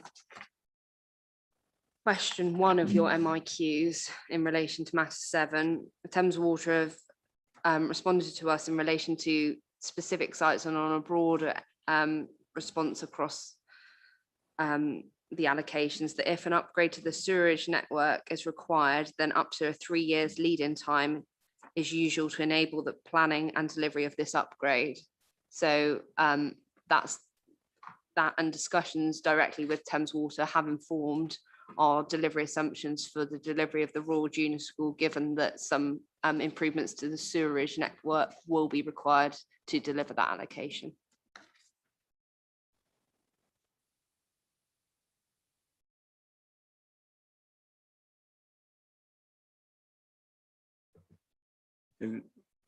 Mr. Collins, did you have some views on whether it's appropriate to leave that something like this to the planning application stage? Yeah, so thank you, sir.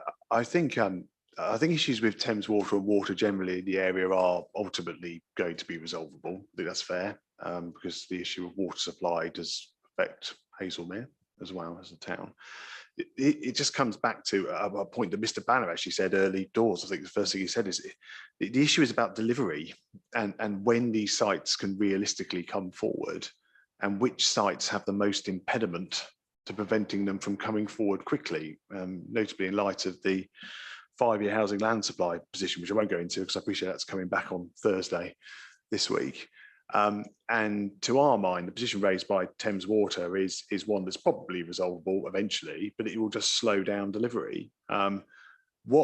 What I think the council would be advising investigating with Thames Water, though, is how the connection upgrades would work, because, and this comes to a more global point that we've made objecting to Royal School, is that in location, it is rather divorced from Hindhead and the other nearby settlements. It's obviously the wrong side of the A3 in inverted commas.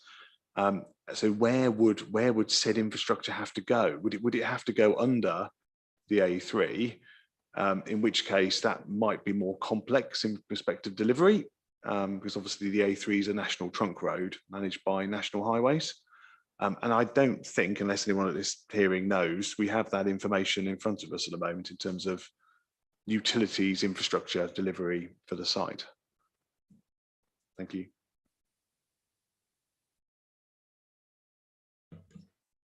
Thank you, Mr. Banner. Short points, so not in relation to any specific sites, but having very recently done an inquiry where ability of the wastewater network to accommodate development came up. I may be able to assist. Section 94 of the Water Industry Act 1991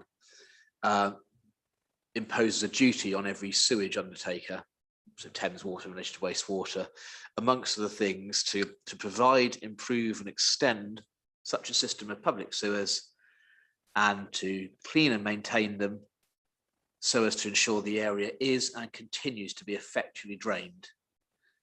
And that they're also required to upgrade under 94(1)(b), upgrade in order to maintain that duty. And that's a duty enforceable by the Secretary of State or Ofwat under section 94, subsection 3 and section 18 of the Water Industry Act. There are commensurate duties in relation to water supply at section 37 in relation to water supply.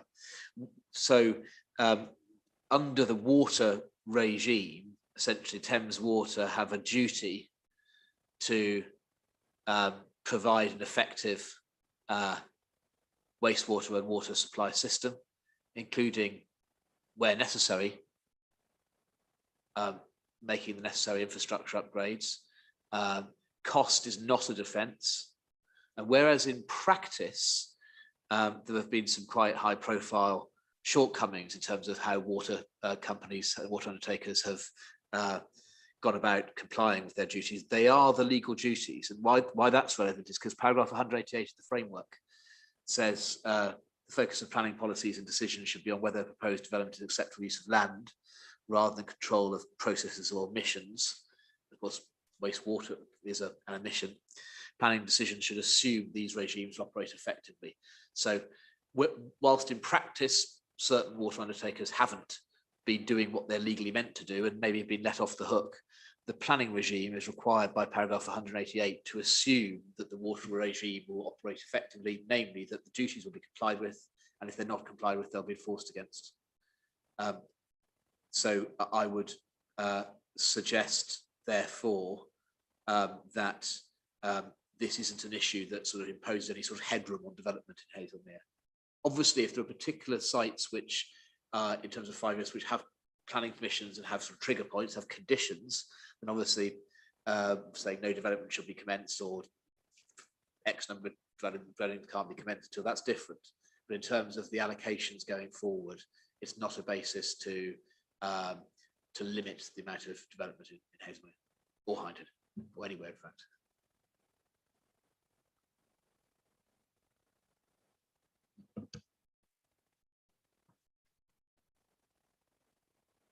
Oh, sorry.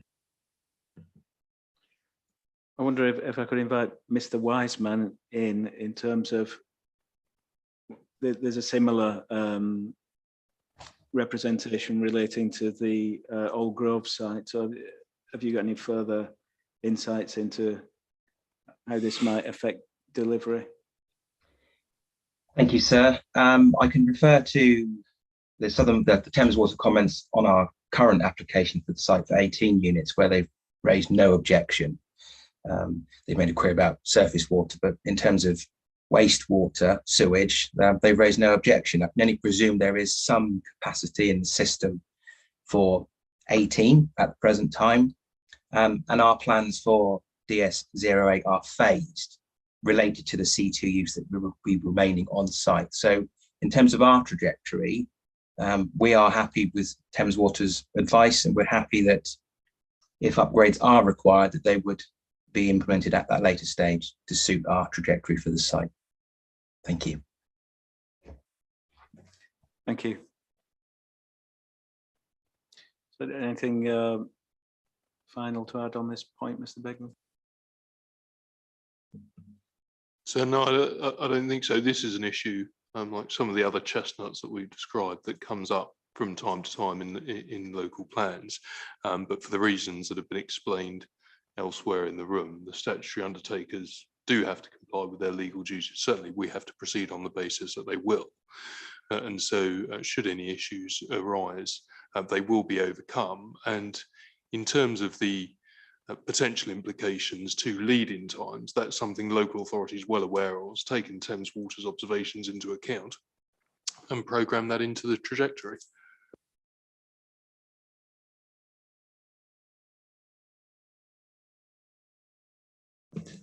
Ms. Sargent. So just very briefly, if I may, on that, I'm sure that you'll be discussing the trajectory that's been produced by the council and posted on the internet recently, later this week, as I understand it. But when you look at that, you'll notice that there's actually very few units that are programmed to come forward in years 1 to 3, and then some more in years 4 and 5. But certainly the Royal Junior Schools not supposed to be coming forward until 2028 through to 2030. And again, this issue around wastewater is one of a number of issues where my client's site doesn't have this problem. We know that we've got capacity in Thames Water, as we've explained in the hearing statement, have confirmed that. And so I would just ask you kind of at a more general level, when you're asking yourself whether in terms of soundness, the plan is justified, it's supposed to be an appropriate strategy taking into account the reasonable alternatives. And this wastewater point is one of a number of points where we say that because the council hasn't approached it on a robust basis, see all my earlier comments, it hasn't given sufficient consideration to the timing and to the speed of delivery that could be achieved, and it hasn't given sufficient weight to that when weighing up the alternatives.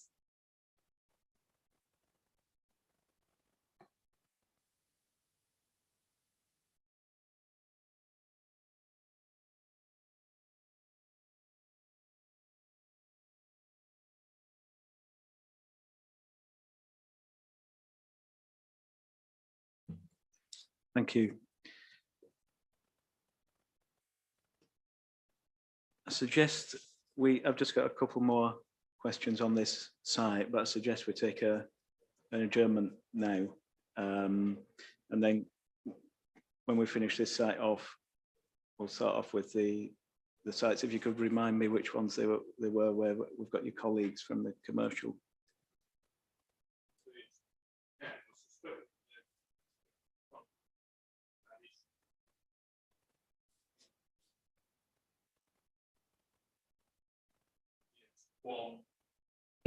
Sorry, I think that's the first time I've forgotten to do that, actually. DS1, DS4 and DS7.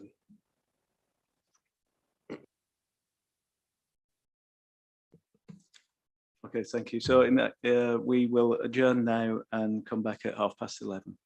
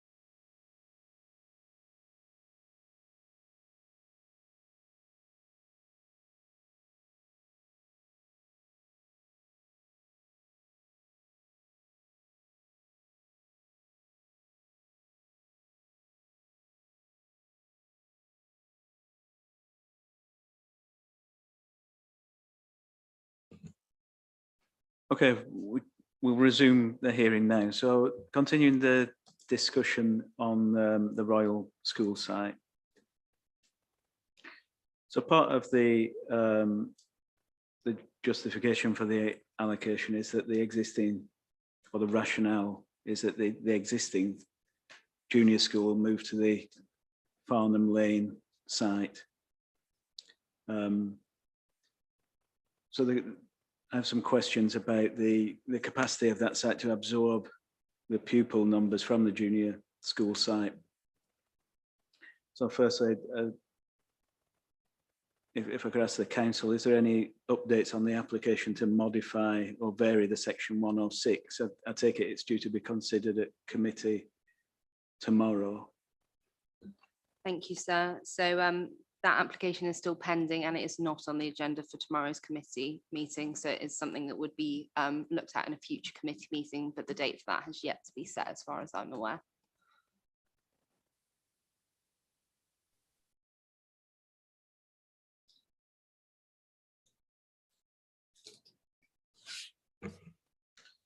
Ms. Hawkes, I see your hands up there. So if you've got any further updates on that application, and then more generally, as I understand it from your hearing statement, you say there's no additional buildings required to facilitate the relocation at this juncture, but that some replacement buildings might be considered in future. Is that correct? Yes, sir. We can update you further in terms of the planning application. So I'll let my colleague Paul Lulham update you on that first. Yeah, thank you, sir. Yeah, we're still engaging constructively with Surrey County Council Highways to resolve two outstanding points for them before they can formally withdraw their holding objection to the application. The first is some relatively minor off-site highway works to Farnham Lane to enhance conditions for pedestrians. We have a meeting scheduled later this week with the highways officer to investigate that further. And then the second is agreeing the precise form of ongoing monitoring of traffic movements to and from the site, which again, we're well on the way to resolving. So subject to those points, which we intend to resolve within the next month, we're confident that then the application can be reported to the council's August or September planning committees. And so coming back on your point regarding the buildings and the capacity of the senior school site to accommodate the Royal Junior School, it is the intention, it is not United Learning's intention to relocate the junior school site in its entirety in September 2023, and the parents of both schools have been informed of the plans. On the Royal School site in Farnham Lane, there are numerous buildings, including Stokeley Hall, which has been identified by the school as the most suitable building to house the Royal Junior School. Stokeley Hall is not currently in significant use, and whilst there is a requirement to carry out some repair and restoration work ahead of the junior school relocating into it, which includes some repair work and some decoration, there is no major structural or extension work required prior to the Royal Junior School relocation. There is, in due course, there are plans in terms of United Learning wishing to improve the accommodation that is available for the school on the Farnham Lane site. It is clearly accepted that the site is subject to a number of significant planning constraints, including AONB, Greenbelt, area of great landscape value, site and area of high archaeological potential, and there are listed buildings on the site. However, there are a number of low quality buildings which could be removed and replaced with more suitable buildings, so replacement buildings that would have no greater massing, but which would have much greater efficiency for running the school operation and would have enhanced value to the school. So this would secure a sustainable future for both schools. Thank you, sir. Thank you. So the Stokeley Hall building has been identified as a potential for relocation. Now, I understand that's a listed building. So would the scope of the works that you've outlined there, repair, restoration, are they likely to require listed building consent?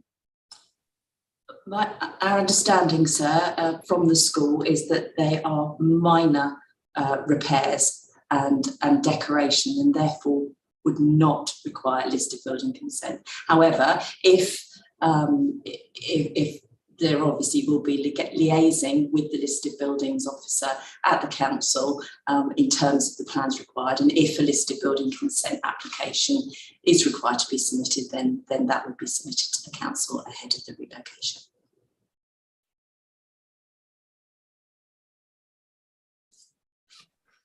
Thank you. Mr. Ibbott. Thank you, sir. I mean, clearly reliance on the Royal Senior School at Farnham Lane site is fundamental to this allocation proceeding. And it strikes me, and we've alluded to it already in the answers you've already received, that there are two fundamental issues here. One is access, and secondly, the capacity of the site to accommodate further development. Clearly on the access point, that's the subject of this current application, to relax the pupil limit and replace it with a cap on vehicle numbers. Clearly, as Mr. Lulham said, those discussions with Surrey County Council are ongoing. I'm not party to those, but on the face of it, back in February, Surrey County Council said that a cap on vehicle numbers is unenforceable. So I'm intrigued how that issue can be turned around. And it seems to be that taking the school, the junior school there, is going to rely on mandatory use of minibuses by year three pupils and above. Well, I'm pretty sure that's probably unenforceable as well.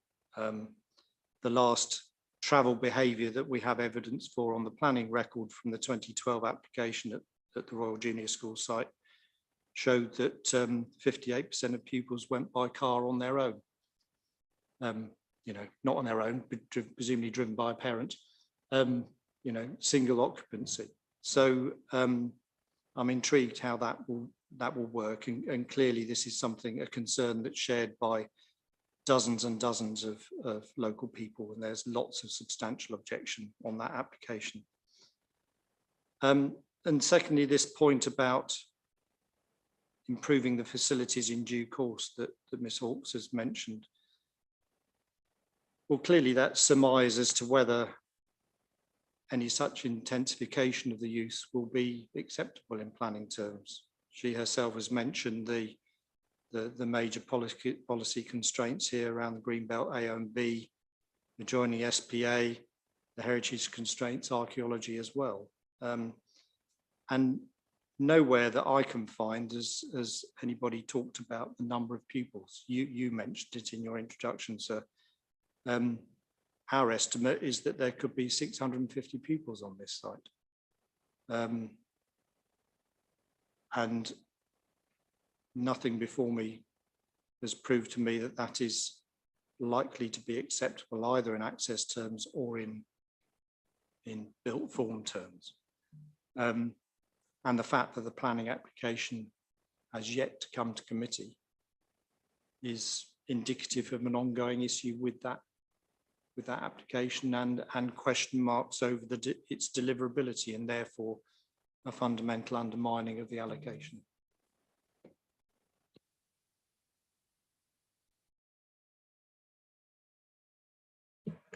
Mr. Collins. Thank you, sir. I won't repeat the points just made, which we would support. Just to point out a few things, and I'm sure the council will correct me if this is not correct, but the statements of common ground between Waverley and Surrey County Council, I think, is silent on this matter, which seems quite fundamental to the delivery of the Royal School. Clearly, the position as it stands today is Surrey still object. I'm sure the applicant's doing what they can to get that objection withdrawn, but even so, the application is still to be heard at committee this autumn.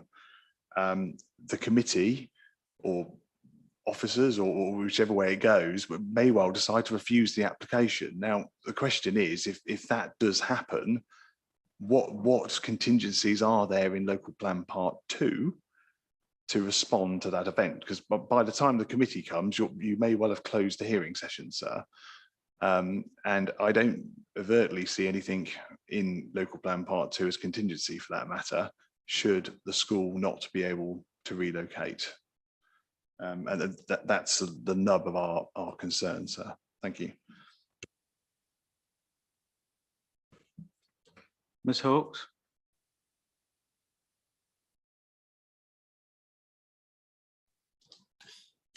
Yeah, thank you, sir. Just briefly to respond, as third parties have said, they're not currently party to discussions for Surrey County Council. I can reassure you again, sir, that those discussions are positively progressing to the point where there are the 2 minor actions for us to overcome before their holding objection will be withdrawn, and we're very confident of reaching that point within a matter of weeks. And then the application proceeding to committee. In terms of sort of enforceability and practicality of some of the measures proposed to ensure that the proposed vehicle movement caps at the Farnham Lane site are met. I won't take you through the planning application in detail, but if you wish to review it, sir, there is quite a lengthy submission there, setting out a range of measures that will be taken by the school, including staggering start and finish times between junior and senior school pupils to manage the number of vehicles on Farnham Lane at any one time, the extension of breakfast and after school clubs, the expansion of the school minibus service, which is already successfully reducing vehicle numbers at the site. And there's a range of measures beyond that, all of which have been discussed at length with both the council and the County Council Highway Authority. Just on a point of detail as well, with current pupil numbers at the junior and senior school sites, the 2 schools are able to conjoin on the Farnham Lane site without breaching the terms of the existing Section 106 agreement. So that conjoining can happen in September 2023, regardless of the outcome of the current planning application. Thank you, Mr. Lillam. We heard Mr. Ibbott refer to the County Council's objection, holding objection, which talks about unenforceability in terms of the traffic numbers. Has any further work been done on that to, make whatever restrictions are imposed more enforceable? Yes, sir. So, I mean, it's worth reflecting that the basis of the current application is to make, we feel, the process for enforcing the cap more practical, in the sense that the adverse impact that is seeking to be managed is the number of vehicle movements on Farnham Lane rather than pupil numbers per se. And therefore the monitoring of vehicle movements is a readily practical and manageable thing to do. In terms of the precise process for doing that and the regularity of that monitoring, that is one of the 2 matters that is subject to further discussion at the current time. And where we are on that is that we're looking at a continuous process of monitoring rather than a periodic one, which had been previously proposed, so an annual or biannual survey. It would in fact be a continuous process that could be reported to the Highway Authority on a much more regular basis. And the details of that are part of the ongoing discussion we're having and looking to resolve it in the coming weeks. But it's fair to say that what the county council have suggested by way of monitoring is something that the school in principle is happy to support. And it is just a case now of bottoming out a few practical details on that.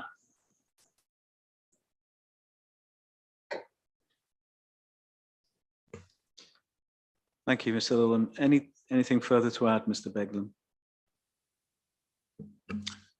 So no, in relation to the approach to highways, you've heard the progress that's been made to date. Of course, again, at the risk of repetition, we look at things for present purposes through the lens of soundness, and sometimes it's helpful to stand back and ask the question that's asked from time to time, well, does any of this appear to amount to a showstopper in terms of a site coming forward? And if you were to frame the question for yourself in that way, then we would say that there are no showstoppers in relation to this site, and certainly not in relation to the issue that's currently under discussion.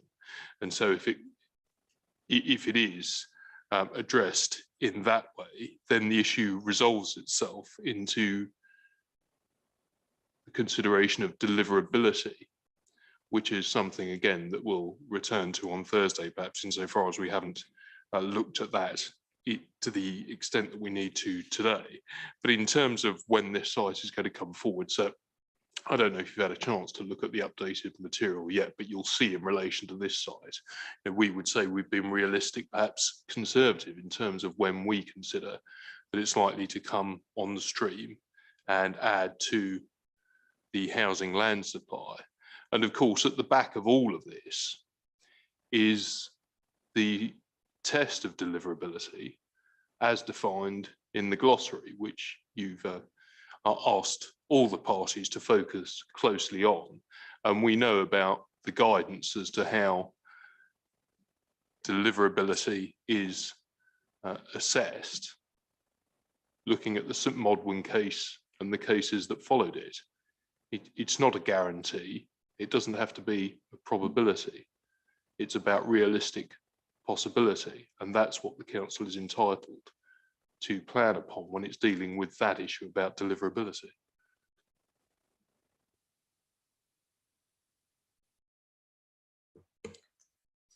Thank you. So in terms of potential committee dates that the application could go to, is there any indication at all at present when that might be?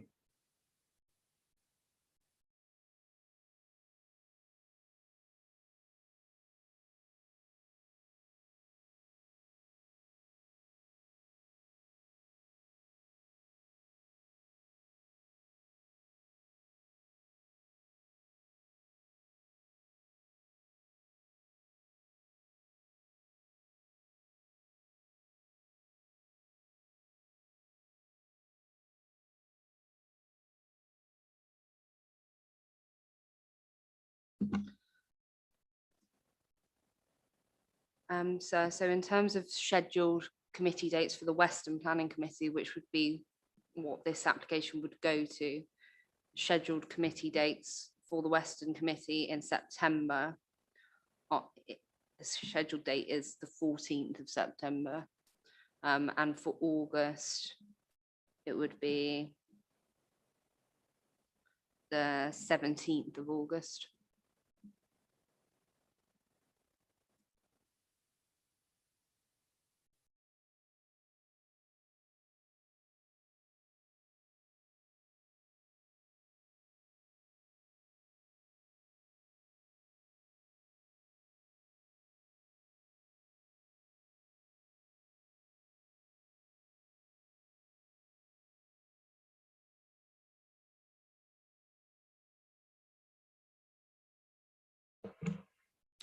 Any further points, Mr. Collins? Yeah, so I did probably a few questions through you, sir, if that's okay. So I think we just heard from the agent for the promoter of Royal School that this could happen anyway.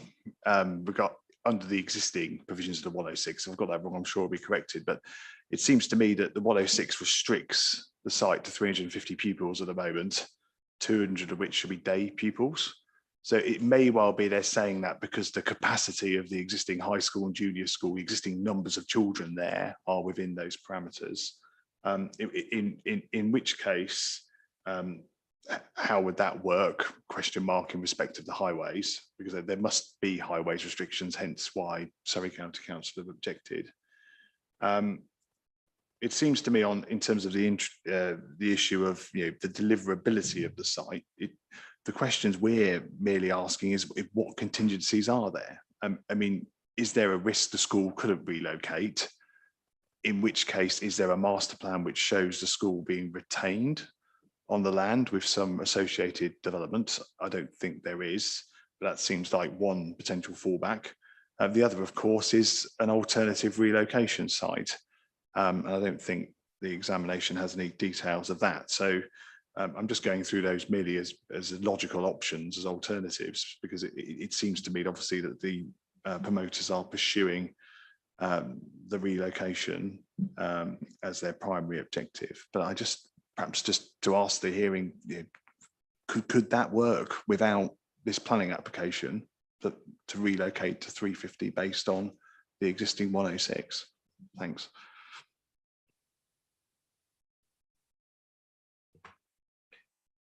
Mr. Lulham, have you got any views on that? Yeah, so I mean, in terms of existing highways-based restrictions on conjoining the two sites at Farnham Lane, there are no specific highways restrictions. There is purely a pupil number limit, and Mr. Collins has set out what that is. So, from a purely highways point of view, that conjoining could happen. It is the current application which imposes or proposes to impose a vehicle movement limit, but there is no such limit at present. So what would stop the relocation then from happening in advance of the Section 106 being signed off, if that's the case, in terms of what the existing Section 106 said? Well, my understanding from the school, sir, is that in theory that relocation could happen. The school is currently well under capacity in terms of current enrolled pupils. The school has some reasonably ambitious growth aspirations over the coming years, which would quickly require the current caps on pupil numbers to be increased, and hence the current application. But in the very short term, the understanding is that current pupil numbers would allow that relocation. And as I've said, that it is only a pupil number cap; it is not a highways-based cap.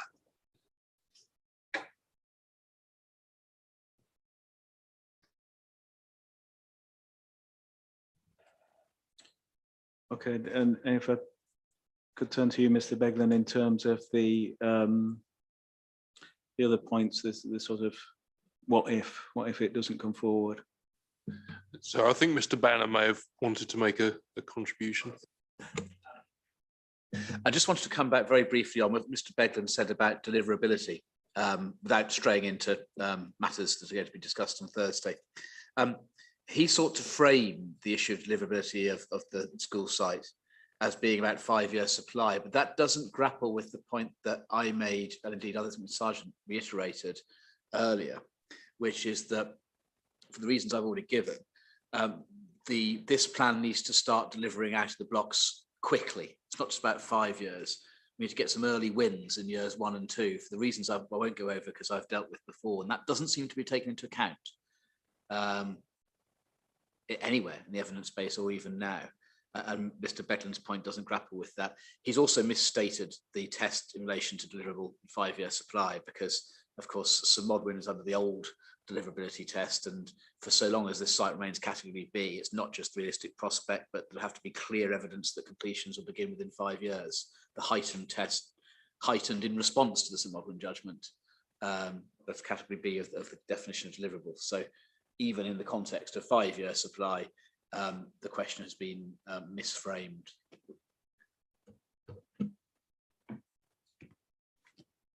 Thank you. I'm just looking at the anticipated rate of development. So this isn't a site that's anticipated in the first 5 years. So developable, is there? So that's right. I was making a more general point about deliverability, which we're going to come on to deal with more detail on Thursday. And of course, Mr. Banner's right to note the changes to the guidance that were made. But of course, the change that wasn't made to the guidance, and it's the point that I was drawing attention to, St Modwen having been decided by then, is that there was no change to the wording of realistic prospect.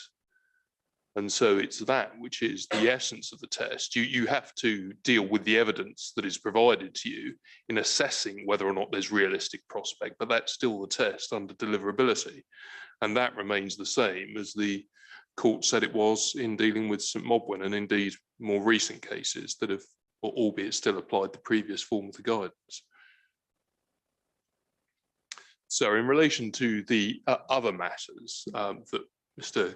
Collins has raised and others, of course, you can always think about alternative fallbacks. You can always think about areas that may present risk, but you have the benefit here of having heard from the promoter of the site, and you've had the benefit of the council's assessment of what the current position is in terms of whether or not that land is developable.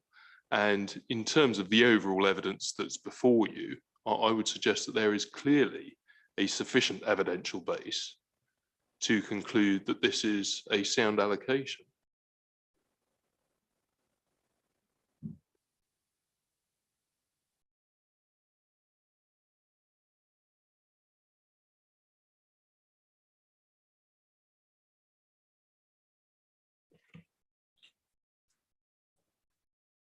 So it was touched on earlier in terms of loss of playing fields and whether the allocation should refer to Sport England involvement.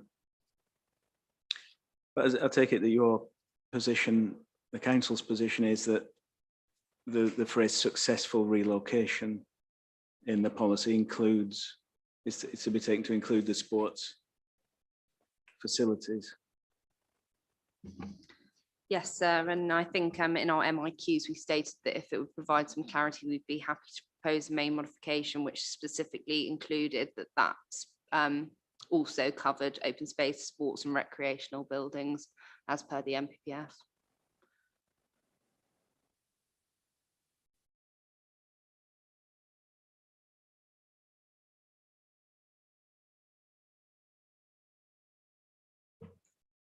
Mr. Hibbert. Thank you. Yes.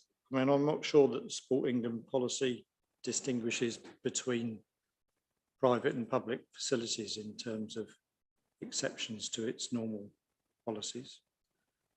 And in discussing the future use of the senior school site, if I can call it that, clearly we've alluded to a number of significant site constraints.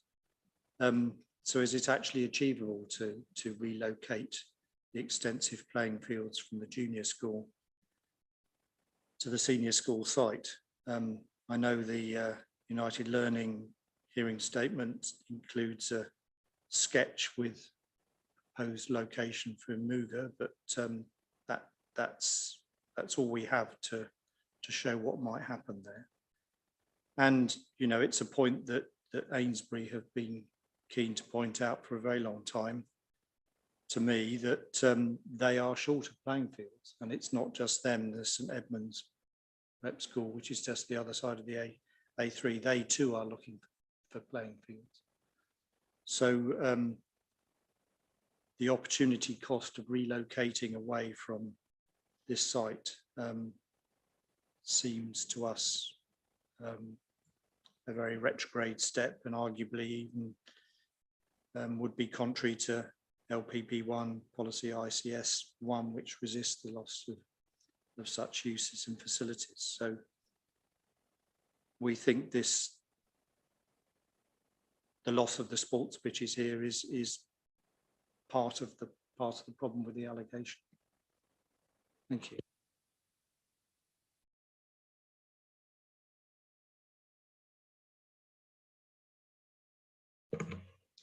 Ms. Hawkes, have you got any any further views on the relocation of the sports facility?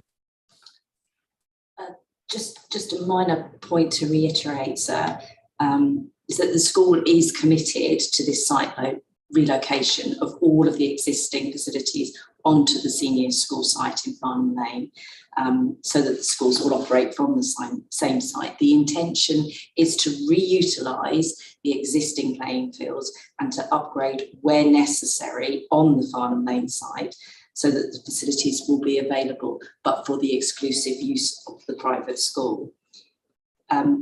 We have carried out pre-application advice with Sport England, and the information that was submitted to Sport England has been part of our evidence submitted as part of our representations. But I think it's just to say that it is our view that the loss of the facilities resulting from the proposed redevelopment of the Royal Junior School site would be replaced by equivalent provision on the Royal School site following the merger of the two schools. We do, sir, if it would be helpful to you, we have photographic record of the existing playing fields and sports provision that is available on the senior school site. If that would be helpful, we would be happy to submit that, but that information is available if required.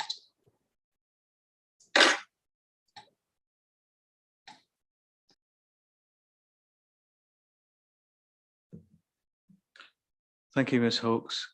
Any response, Mr. Beglin? So no, nothing further on that. Thank you.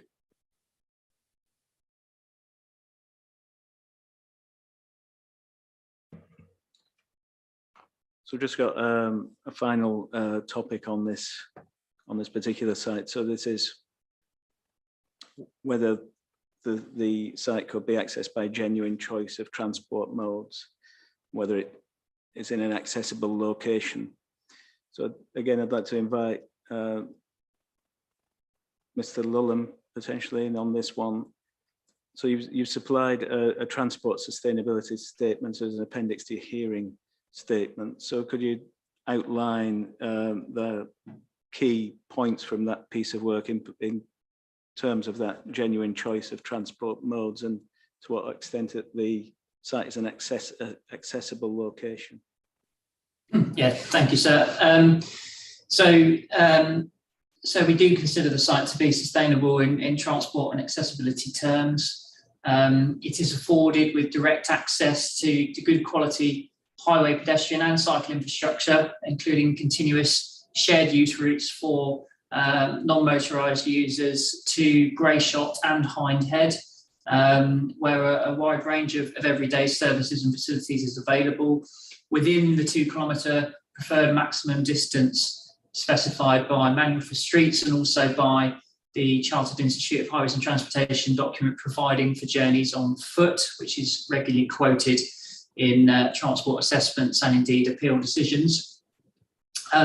Onward public transport services are available from Portsmouth Road on the opposite side of the A3, providing access to larger settlements, including Alton and Hazelmere, where indeed access then is available to the rail network. The Hazel Grove interchange was enhanced to modern design standards as part of the Hindhead tunnel construction circa 10 or so years ago, and the local highway network has a good pedestrian and cyclist safety record. And just to add as well, sir, that formal pre-application advice as part of the work that's ongoing to bring an application forward on this site has been sought and received from Surrey County Council Highways, who have confirmed that subject to proportionate enhancements to local pedestrian and cycle facilities, including potentially controlled pedestrian and cycle crossings of the A3 slip roads, which they deem to be feasible, then they would raise no objection in principle to the scale of development proposed from a highways and accessibility perspective. Thank you, sir. Okay, thank you, Mr. Lulham. In terms of the access to Greyshot in particular, so you've got quite a lot of highways infrastructure, haven't you, between the site and Greyshot. So in terms of a qualitative sort of experience for pedestrians or cyclists, is that likely to be an attractive prospect? Has that been looked at? Yeah, thank you, sir. As I said just now, much of this infrastructure is circa 10 years old. It conforms to modern design standards in that respect. They've not substantively changed in that time, albeit there are further enhancements that we and Surrey County Council deem to be feasible. As I said, provision of controlled crossings rather than the uncontrolled crossings which are currently present at the interchange is one of those. The footway, cycleway condition is generally good, is generally of a reasonable width, is subject to street lighting, and design speeds are relatively low in this part of the network as well. This is, of course, an extant school site. It provides access to existing residential properties, and as I've said, the highway safety record for non-motorised users is good, which suggests that the infrastructure is of an adequate standard. There are also off-carriageway footway and cycleway links to the northern side of the A3, both to the east and west of the site, which certainly during daytime hours will provide an alternative and potentially more attractive route than alongside the highway to non-motorised users. So we deem in that context that the infrastructure is of an adequate standard, but that, as Surrey County Council concur, there are further enhancements that can be brought forward as part and parcel of development here. Thank you. Mr. Collins. Thank you, sir. So I won't repeat our evidence submitted with our reps, but just draw your attention to Appendix 5D of our Regulation 19 representations, which looked at both Hazelmere and Hindhead in respect of services and amenities, drawing the unsurprising conclusion that there is more services and amenities in Hazelmere. It's obviously a larger town. It's one of the 4 large settlements of the district, as outlined, of course, in the spatial strategy in local plan part 1, but it's distinct from Hindhead and Greyshot in a few respects, insofar as it's got the main retail centre in the area, it's got a railway station, it's got a leisure centre, and the larger of the health facilities in the area. Indeed, with Way Hill, it's actually got 2 key retail centres, because I'm sure you'll be visiting and walking around the district and whatnot, sir, as part of this examination, but you'll be able to see both of those in Hazelmere. In contrast, inevitably Hindhead and Greyshot have less, although clearly they do have some services and amenities which are reflected in our evidence. And this really goes to the heart of the matter in terms of the sustainability appraisal and choices the council have made in allocating the rural school, insofar as they've allocated it ahead of, in inverted commas, more sustainable options located around Hazelmere. And I won't repeat all of that, you've got it in our evidence, but just to make some specific transport points, we've included in Appendix 4 in our local plan representations some commentary from Vision Transport in respect of the Royal School. Just to draw out some key points from that, it's inevitable that the A3 creates a degree of severance, separating the Royal School from the nearby services and amenities in Greyshot and Hindhead. That creates a sort of, if you like, a mental barrier, which will likely reduce walking and cycling to those facilities. Indeed, it's quite a car-based site. And I say that as self-evidently, it has to access nearly directly onto the A3 at a newish road junction built with the tunnel. Clearly, it's further away from a railway station than some of the Hazelmere sites So to travel sustainably to that, you'd be reliant on bus. I would suggest rather than cycle because of the land relief. It's quite a steep slope, as you'll be aware, sir, from Hazelmere, from Hindhead down into Hazelmere. And obviously bus services are less frequent in that area compared to Hazelmere because it's not a bigger service. The rest of the points I'll leave to our evidence, but I just thought I'd draw out those as key reasons why we think the site is in a less sustainable location. Thank you. Thank you, Mr. Ibbott. Thank you, sir. I concur with all that. All I would say in addition is maybe to paraphrase Mr. Collins from earlier when he said this is the wrong side of the A3, and the fact that the only way you can make this site attractive to non-car use is by controlled junctions on the A3 slip road. Strikes me as indicative of that, and probably the wrong solution. I'd be interested to know what Highways England have to say about that.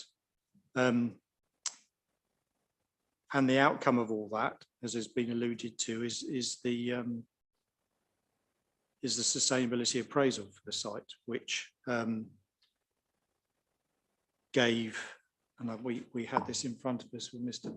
Banner earlier. I can find it again, the addendum. I had it open.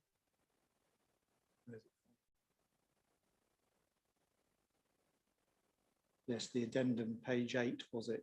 That gave for objective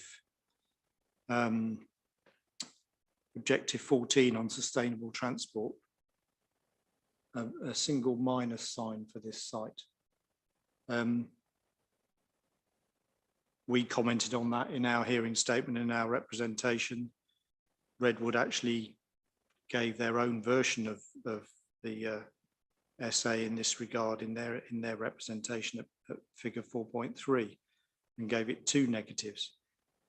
Clearly, this is not a sustainable location. It is remote from local service centres. And I think it's highly unlikely that somebody would be walking from this site or cycling from this site to the petrol filling station, which is the closest retail facility about 1.5 kilometres away, via the A3 junction. Thank you.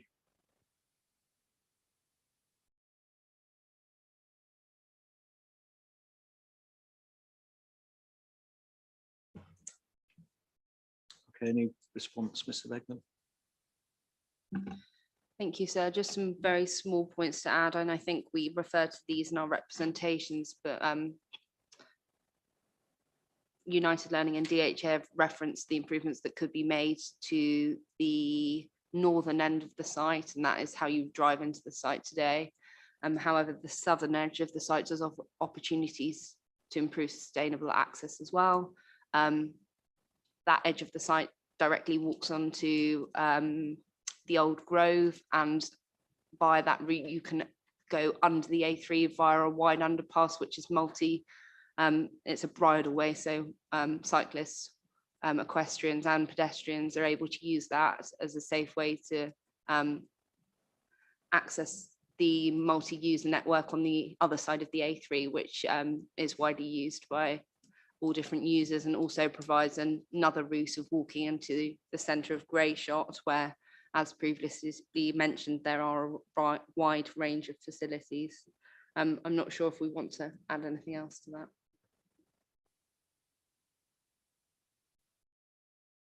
So, sorry. Yes, in terms of the essay, I think the page that I've got down for the Royal Junior School is page 11 of 35 on the paper copy, or the hard copy. But I think a lot's been made, obviously, about objective 14 having a minor adverse effect. Let's say that's minor. But in itself, that's not the only objective of which access to facilities is is being looked at, and that's objective 11 as well.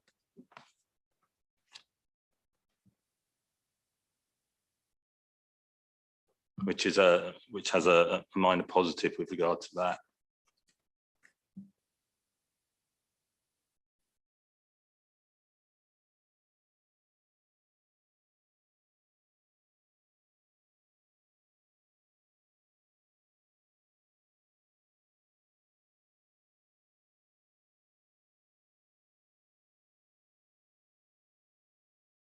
Sergeant. So just on that point, I'm not sure the reference to objective 11 assists the council, because I note that objective 11 in relation to Red Court for some reason is moderate adverse, so double negative, even though subsequently the planning inspector in relation to phase 1 of Red Court rejected a suggestion that the location was unsustainable, and she said that the site is well related to Hazelmere, where a range of shops and service can be assessed. So I remain of the view that I simply don't understand how, on what basis this comparative assessment has been undertaken, and it certainly doesn't seem to be consistent or fair.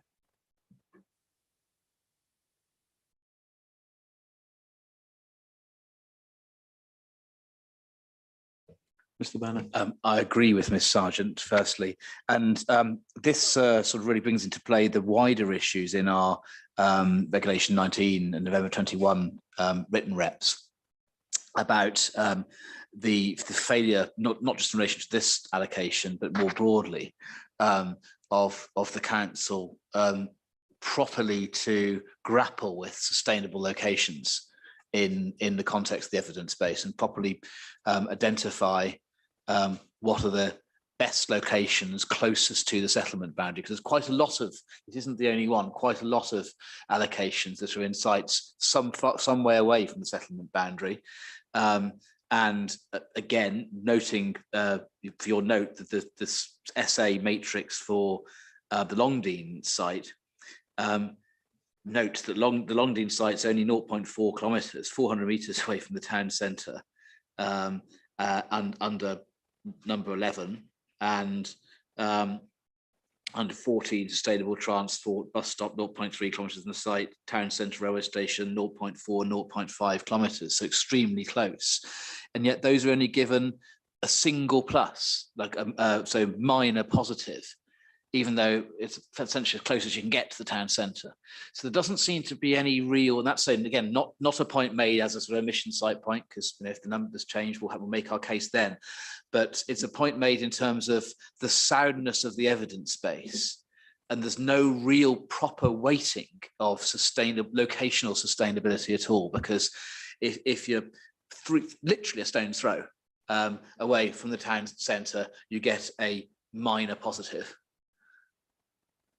And yet sites like this are frankly let off the hook in relation to their inaccessibility. So again, it really does call into question the soundness of the evidence base and the soundness of the responses to it.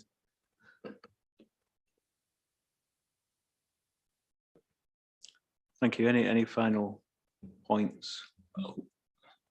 So the point I was trying to make about the SA is that it's not exclusively just about the objective 14 that's been looked at.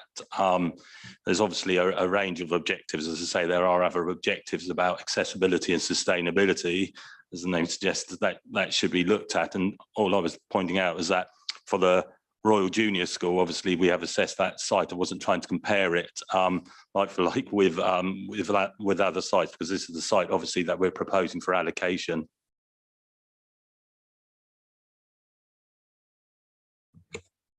Okay, thank you. Are there any other points on the Royal Junior School site before we move on to the other sites? Okay, so if we can move on, as we said, Mr. Beglan, before the break, bring in your colleagues from the commercial department. So looking first at DSO1, so this is Hazelmere Quayside. So yes, that's helpful, thank you. And just in terms of personnel, Mr. Mills has had to leave us, so in his stead we have Miss Debbie Smith, who's the development programme manager for the council. I think is Coming in Good now by afternoon. Zoom. Good afternoon, Ms Smith.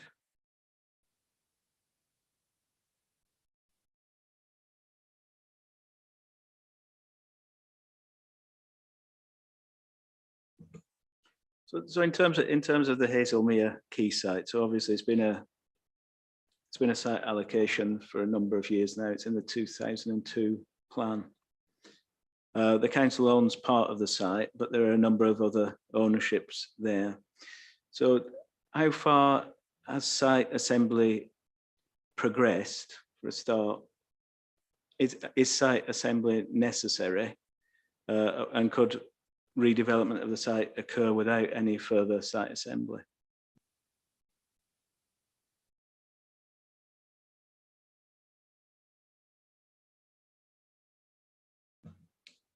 I'm asking Ms Smith, I think. Okay, thank you. So as you have said, we own part of the site. The other part element of it has been it's been made under offer from an external organisation, and it's understood that a mixed use scheme is part of that discussion, which includes the relevant housing numbers. We did put an offer in that was not accepted for that element of the site, but we are looking forward to working with the developer of that element to bring forward the number of dwellings, and we would be absolutely willing to support that and help open up the site a little. And that's all I can really say about that site at the moment.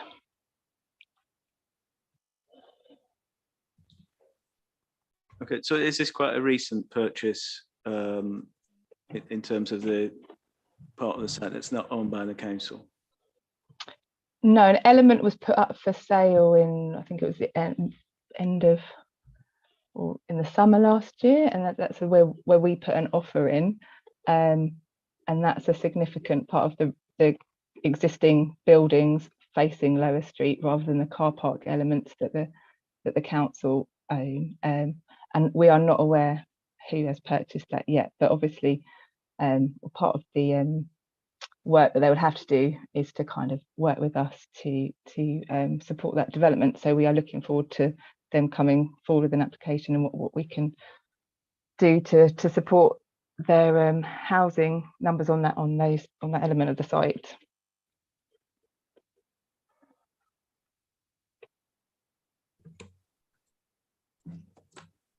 So it's not known at this point what their intentions are. There's been no pre-application discussion or anything along those lines. I wonder if this is one more for Mrs. Nash. But yeah, not that I'm aware, absolutely. I would echo what Ms Smith just said. Not as far as we're aware, no pre-application discussions have occurred with the new owners of this site.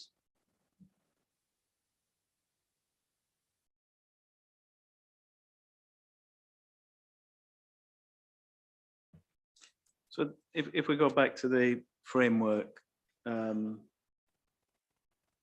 definition given in the glossary of developable, so given where we are in terms of this site, in terms of the ownerships, could it be said that there's a reasonable prospect that it will be available and could be viably developed at the point envisaged? So the latest information suggests this would be toward the end of the plan period, so 2030 to 32.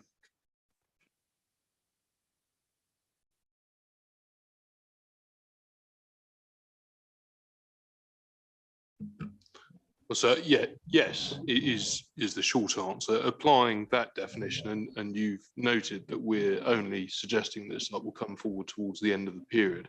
Of course, the various attributes of the site lend itself very readily to a favourable consideration of a planning application, and the council still owns a significant proportion of the site and will be seeking to bring that forward.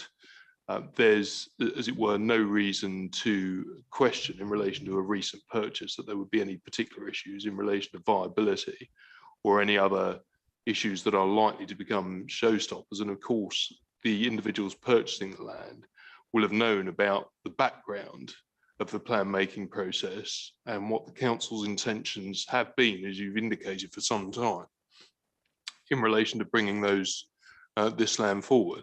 So when one considers all of that in the round, there is evidence there that this site, with the benefit of a new purchaser, one can perhaps anticipate that there would be a greater impetus going forward. There will need to be collaboration with the council in relation to the land holdings. And as I say, one can perhaps reasonably anticipate, albeit we're at an early stage in terms of the new owner having come on board, that they will have purchased with the expectation of bringing forward a proposal that's consistent with the way this allocation has been treated in the plan previously, and would be consistent with the way that the council has proposed for some time to treat it into the future.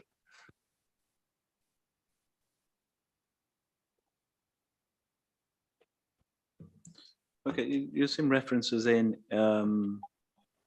some regulation 19 responses about the number of different owners that are present across the site as a whole.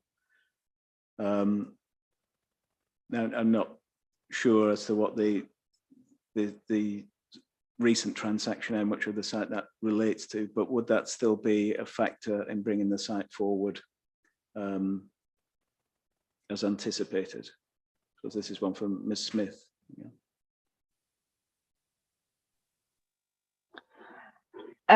No, I mean, there are a few different landowners, as you suggest.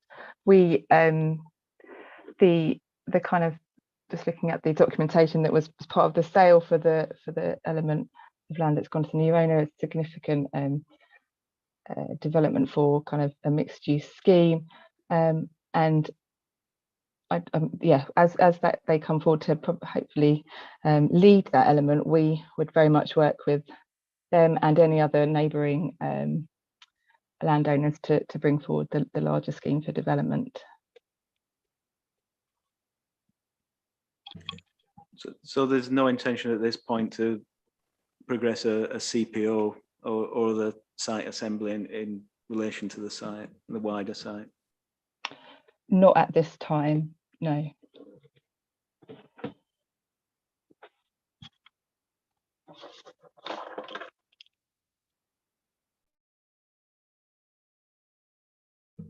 Mr. Banner.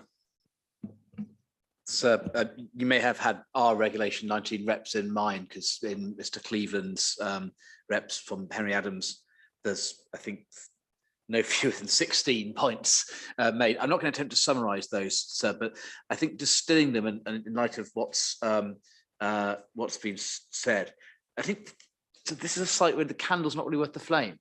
It's a bit more than a few different owners. There's 50 land registry titles. And because the scale of development process is relatively modest, the land assembly, which is plainly a tall order for a site like that, the obviously CPO we've heard is not envisaged. It's just not worth it.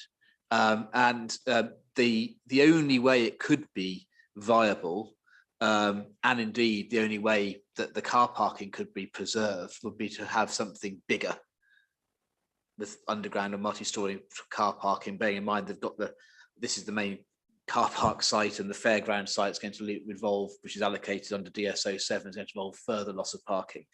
So you'd end up having a development, if this is going to work with underground and multi-story parking, upping the construction costs, making it even more unviable. And the only way you make it work would be to have something which is completely unsuitable in terms of its scale, bearing in mind the location and the conservation area and the nearby list of buildings. There isn't a delivery partner, as far as I'm aware. There might be a new landowner of certain aspects of it, but no development partner, or that would have to be subject to public procurement anyway. And very unlikely this site would provide affordable homes, given the viability challenges and lack of evidence in relation to that. And so for those essential reasons, we say this is to borrow a phrase, a fairy tale, this site.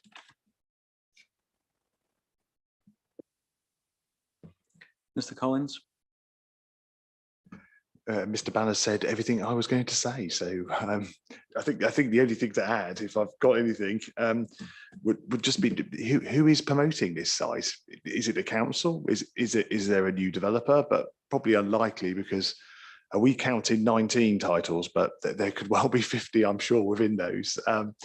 So there's no evidence before this examination this site is going to be delivered in this plan period. Which is corroborated by the LAR, which has kept this site in the 11 to 15 year period for a number of years now. So therefore, it's falling off the back end of the plan period. Thanks.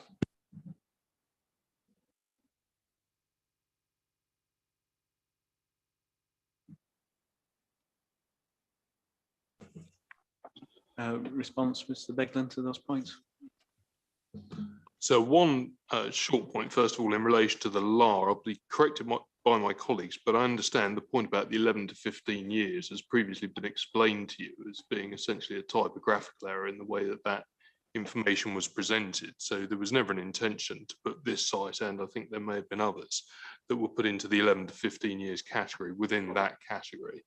And then going back to the definition of developable, I don't know if Ms. Smith wants to come back on any of the details, but we have to be considered developable. Sites should be in a suitable location, but plainly that's met for housing development, yes. And then we get on to the test of reasonable prospect about availability and whether or not they could be viably developed. Points made in the generality about the viability of development in this area, but of course in general terms, you know about the relative viability of Waverley, and that is not, speaking generally, an issue in relation to sites coming forward, and there is no particular reason to think that it would be an issue here, bearing in mind the other things that favour the site and it's brought forward in a way that is otherwise policy compliant. In terms of its availability, it's not unusual. It depends on how the 50 land registry entries are made up, and you've got perhaps some of the detail of that in representations that have been made. It may be that some titles are existing under other titles, and that the figure of 19 is closer to a proper approximation in terms of the number of negotiating parties or those that would need to be involved in potential use of powers. But as you've heard, that's not being contemplated at the moment. Plainly, that would only come forward as a last resort. In those circumstances, it's not that unusual to find a significant number of titles in an urban area site. And so whilst there is plainly work to be done and it's at the early stages, all of that is reflected in the chronology that we provided for when we say the site will come forward.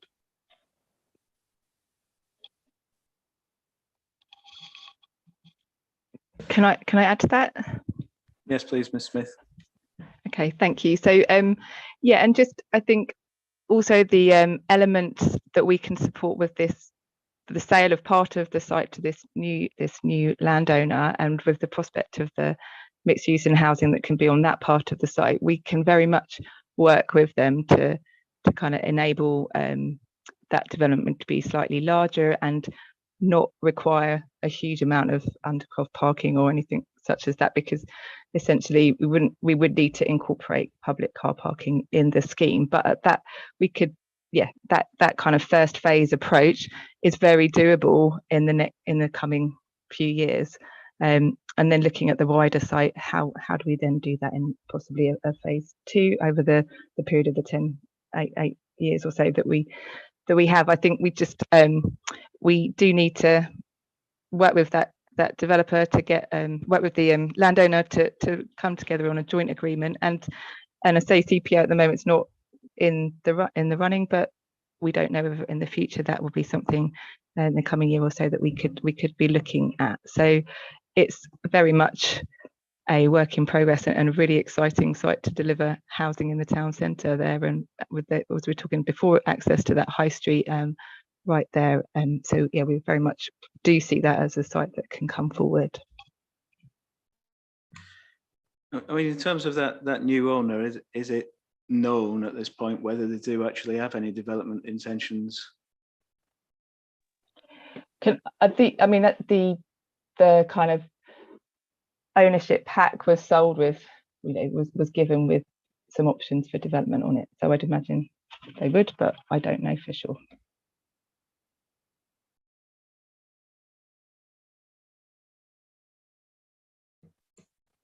So I think it's fair to characterise that it's a very early days, isn't it, working with that owner. So, I mean, is there a potential for a statement of common ground about what intentions might be on that?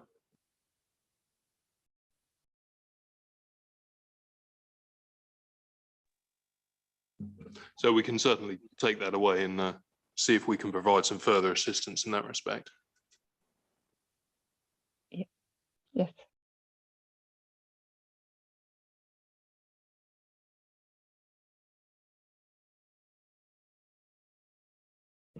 Mr. Collins.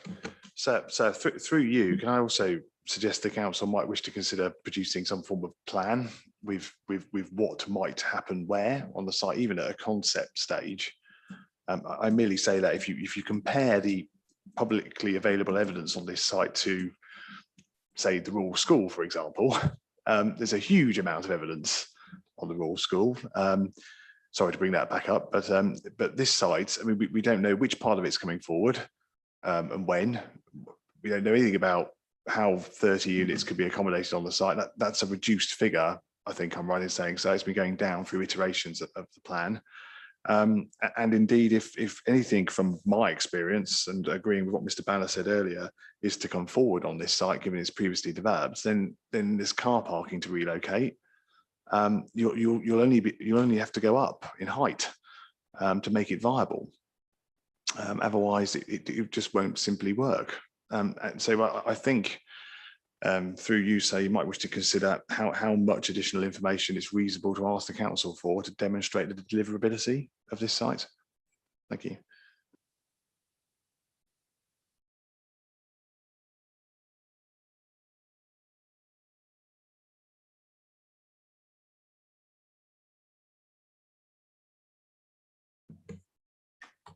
So just firstly, I endorse what Mr. Collins just said. I note there hasn't been any response to my suggestion that it's very unlikely to deliver affordable housing.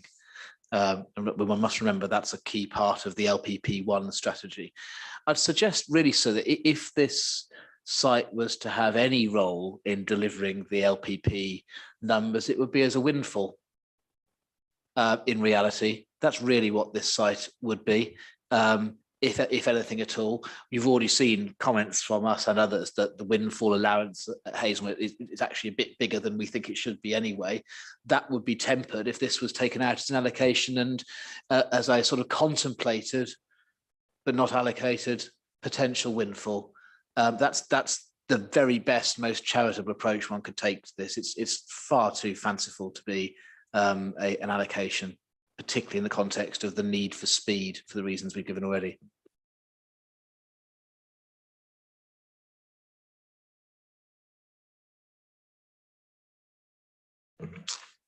In terms of those points, and given that it is a site, I mean, I've visited it, it's quite a complicated site. There's lots of different buildings on it, different ownerships, different uses. So in terms of what's contemplated, I think they're fair points, aren't they, in terms of, well, what's going to go where on this wider site. So what work has been done in the background on that, and is anything available that could be added to the examination library?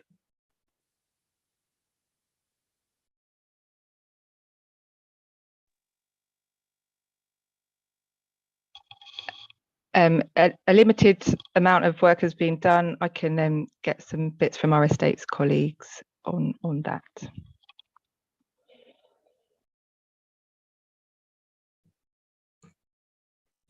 Okay, Mrs. Nash, anything further? No. I think we'll have to leave it there for now. So one thing to look at is whether there's a statement of common ground with the new owner, whether that could be pursued.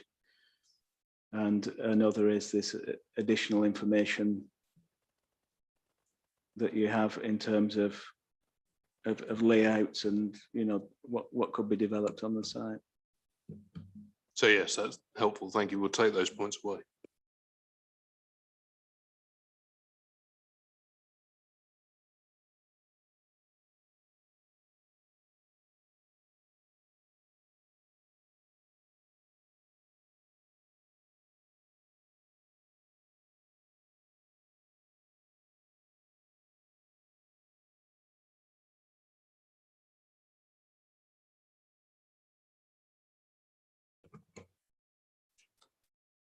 Okay, so while we've got Ms Smith with us, if we can move on to DS04. So this was land at Way Hill Youth Campus. So having read the hearing statement on this, I've got no further questions of my own, but I know that others have got points they might want to raise on this one. Mr. Collins. Yeah, thank you, sir. So our objection on this one is tempered in comparison to others. I think it's fair to say. It's just to make a few sort of global points on delivery. Clearly, the council's been undertaking various steps on commercial tenancy to free up the larger parts of the site for development. So we understand that, but that will obviously affect its timing. You've heard reference quite a few times at this hearing to the Scotland Park Red Court appeal, which decided in February. At that inquiry, the inspector determined that the site shouldn't be in the 5-year housing land supply. Clearly, the council are now seeking to put it back in. We still think it will take some time to come forward owing to the commercial tenancy issues. But in particular, obviously, one element of the site can't come forward until a relocation site is found, and that is for the Scout group in Hazelmere. Our client, through our promotion, our planning application about to be registered, is trying to provide that relocation solution for the Scouts, and they've been looking for decades, not just years, decades, for somewhere else to go. But that to me is an element which is important, because I think the whole site could come forward comprehensively if and when the Scouts can be properly relocated. Thank you.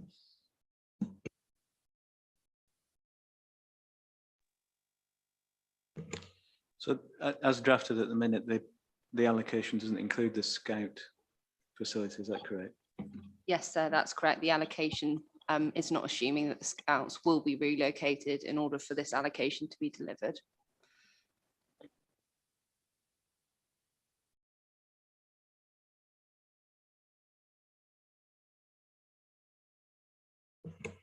So has it been, we've heard what was said about this site in terms of the planning appeal, the recent planning appeal. So has there been further movement in terms of addressing those issues, particularly in terms of the commercial leases that has materially changed the assumptions in terms of when development will come forward, because now it's anticipated that it be in years 4 and 5 from the anticipated adoption. So is there any particular reasons for that update? I will let Ms Smith comment on the detail about the leases and that side of things, but there is a lot of work going on in the background on this site in terms of developing up proposals that will suitably achieve this allocation, and we're confident that it can be delivered in accordance with the trajectory that we published on Friday. Ms Smith? Yep, so as you're aware, most of the community groups now have a home to go to, whether they've gone or are imminently about to go, and the last group would be the Scouts, as you say. The other tenants of the site will be looked at after they've gone. There's been a number of conversations with the tenants there in terms of their requirements and the leases that they have and how they want to move forward on the site or not. So we are keeping our options there with them, open with them, and conversations with them, going to move them at the right time.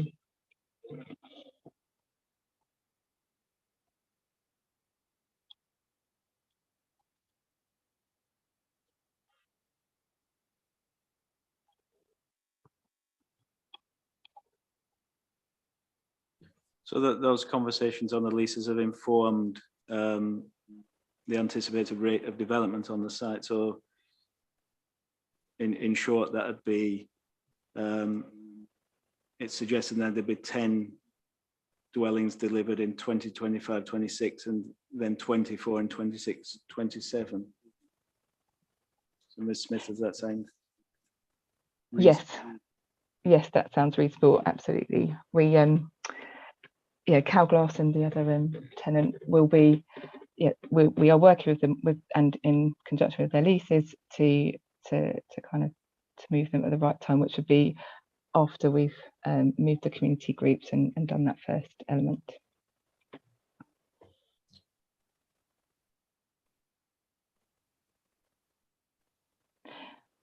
And when's the planning application anticipated for that?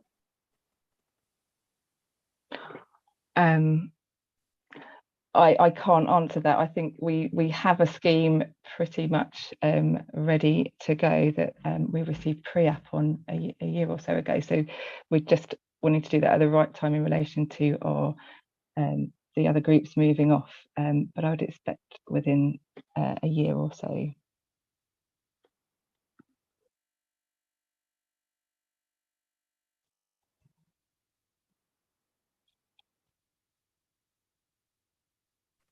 Ms. Sargent. So thank you. I just want to note what the inspector actually said, and this is as of the 1st of February this year. She said the council's the landowner, and whilst the intention to submit a planning application has been confirmed, the advice from the council's estates team suggests this is some time off. We haven't moved on because you've just been told that the position remains exactly the same. Then she said, I note that some of the existing occupiers, the guides and the St John's ambulance have already been relocated. Whilst these factors show progress, they fall short of the evidence required to demonstrate that dwellings would be delivered in the next 5 years. So she removed 34 units from the 5-year housing land supply in the appeal. I can't see from what we've heard that any difference, any progress has been made beyond the position as at the 1st of February. And I don't see on what evidence the council is now saying that this site is going to come forward. When is it? In 2025, 2026, 2027, because the position doesn't seem to have developed from where it was on the 1st of February.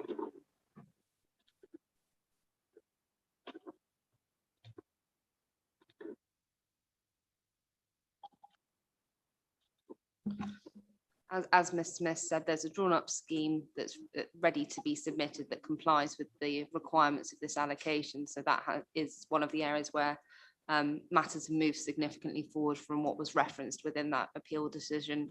It is ready to go. It's just timing of that submission being appropriate according with the other factors that have already been discussed. Can I also add to that in terms of our the final group to move of the cadets? We are hoping that they will be off site in a year as we start. We've procured works at the Walmore Hill Pavilion site to extend the pavilion there for them to move into, and are looking at discharging pre-commencement conditions currently as well. So we are definitely moving forward in moving those community groups off of the site.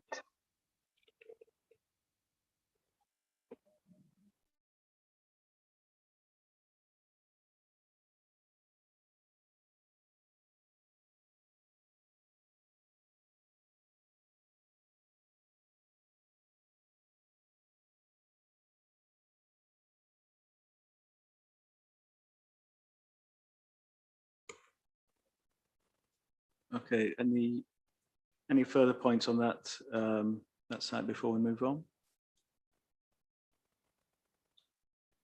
Okay, if we go on to DS07, so this is the fairground car park.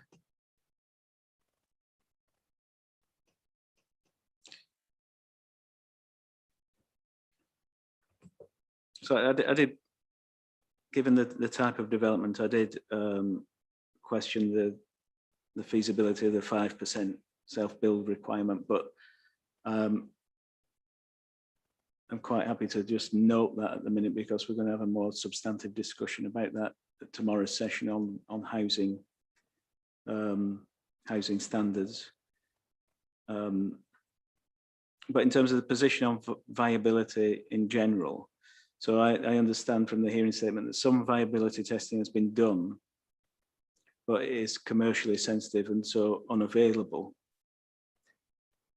So that looks like I'm being asked to take quite a lot on trust in terms of the viability of this site, particularly in terms of the requirements that are included in the allocation. So there's the commercial element, there's the car parking proposal and the housing.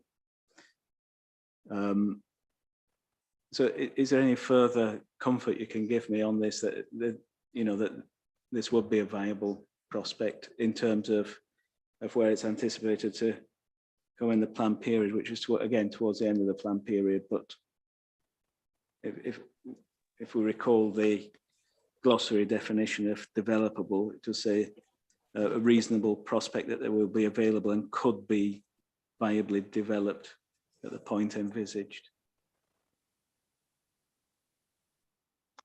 Yes, so the site, we are currently talking with some providers, as you say, that is commercially sensitive. We've done some testing in terms of viability on that. We are aware that the scheme pretty much next door, down the road in between, you've got the Majestic one, and the next development is quite high, and is significant density. So we are very confident that we would manage to achieve the numbers there allocated for the plan. In light of that, we've had some initial conversations with planning colleagues to kind of support that. So we are very much hopeful that will come through. We are working up procurement documentation and would like to be able to go publicly in the next probably 2 months to bring that site forward.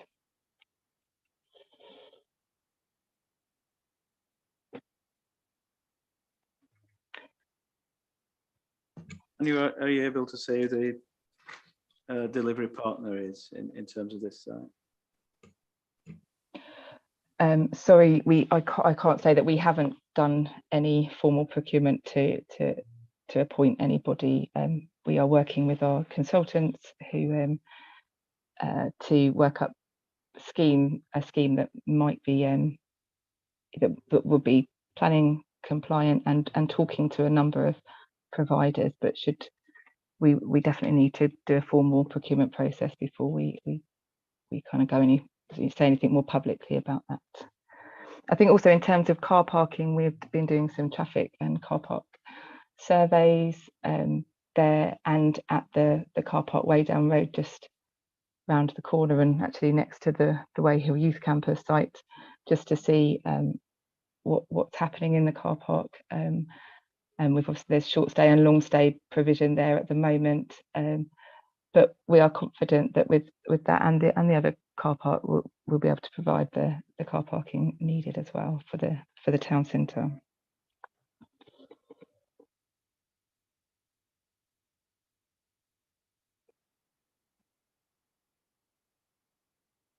Yeah, so in terms of the car parking, is there anything before this examination that demonstrates how the car parking could be reprovided elsewhere, or alternatively could be reprovided on site with the other uses that are contemplated in that allocation? We did traffic surveys, I think 2 weeks ago. I literally have a meeting at 3 o'clock this afternoon. I can see what we can provide for you.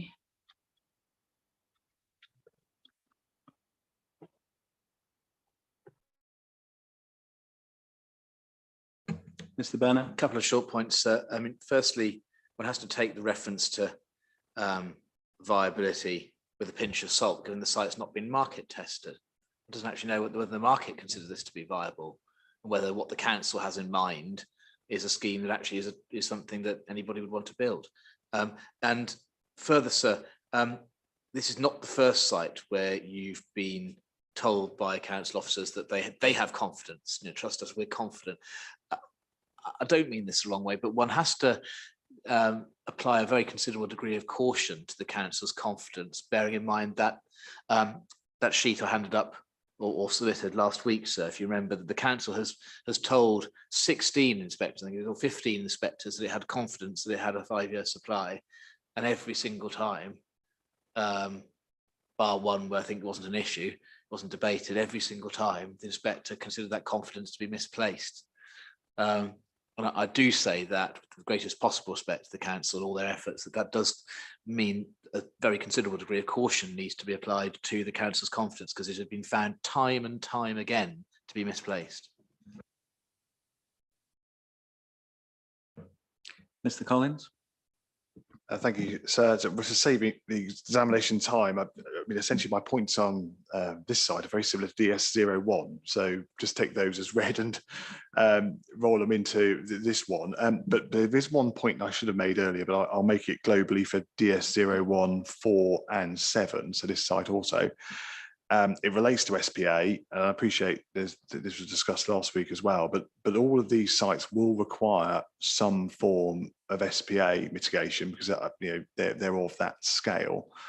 And there is, as we've said, nothing available in the locality of Hazelmere that we know about that's in this plan that ticks that box at this present time, because they're all regeneration sites, so clearly they won't be able to provide a SANG on site, but they'll need to provide a contribution towards something off site.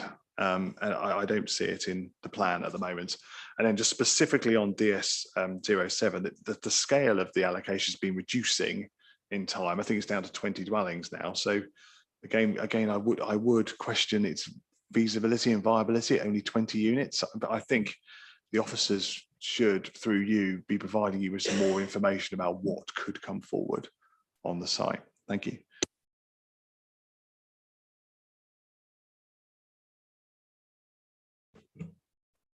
Okay, Mr. Beglan, final responses on this site, please.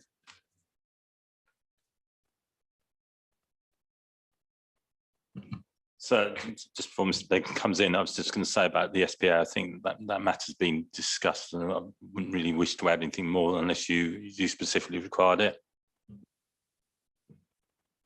No, thank you, Mr. Ellis. We have discussed it, and I know your position on it. So just a couple of general points, perhaps. First, in relation to the approach to 5-year housing land supply, where it's considered in development management decisions compared to its consideration here. So, of course, you have the benefit of being able to hear from a number of the council's witnesses, including Ms. Smith, and you will look at it through the lens of plan making rather than decision taking, which, as Inspector Ball indicated in one of the footnotes to his report, does sometimes properly allow a broader consideration of some of the issues. So I invite you to bear that general approach in mind. And also, insofar as there are references to potential difficulties relating to viability, again, we've made general observations about those, and it's important to look back, as you have indicated you will do, at the definition of developable and look at it through the lens of reasonable prospect. And again, when you take all of the facts that we've been able to provide in relation to this site, some of these sites, because of where they sit in the plan, it is naturally relatively early days in terms of the level of information that is available.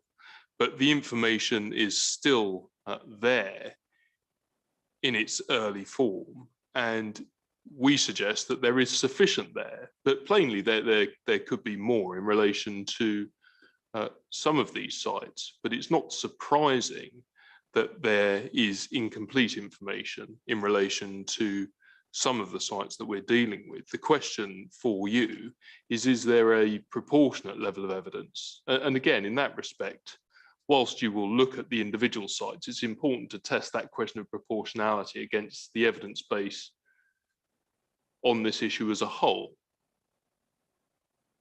And when you look at that, what we suggest you will find is that in the cases where we have sought to include housing within the 5-year housing land supply, there is that greater level of information and certainty. There is that clear evidence that sites will meet the realistic prospect test.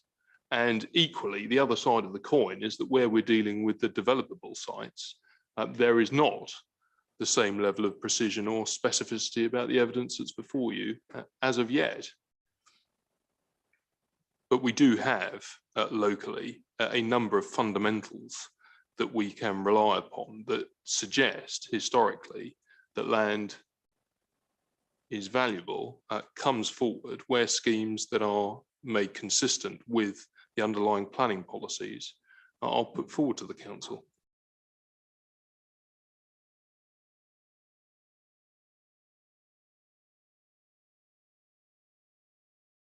Thank you. And just as a reminder for me, could you take me through the reasoning for reducing the yield on that site? So in the regulation 19 version, it was 55 in the main body of the policy, and then in the addendum it's 20.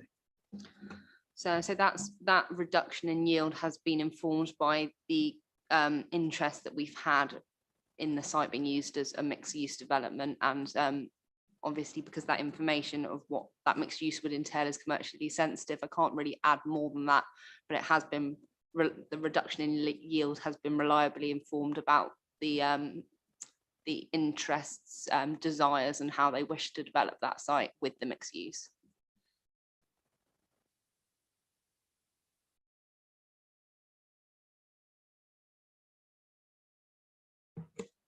Okay, thank you. So we'll adjourn now for lunch, and we'll be back at 2.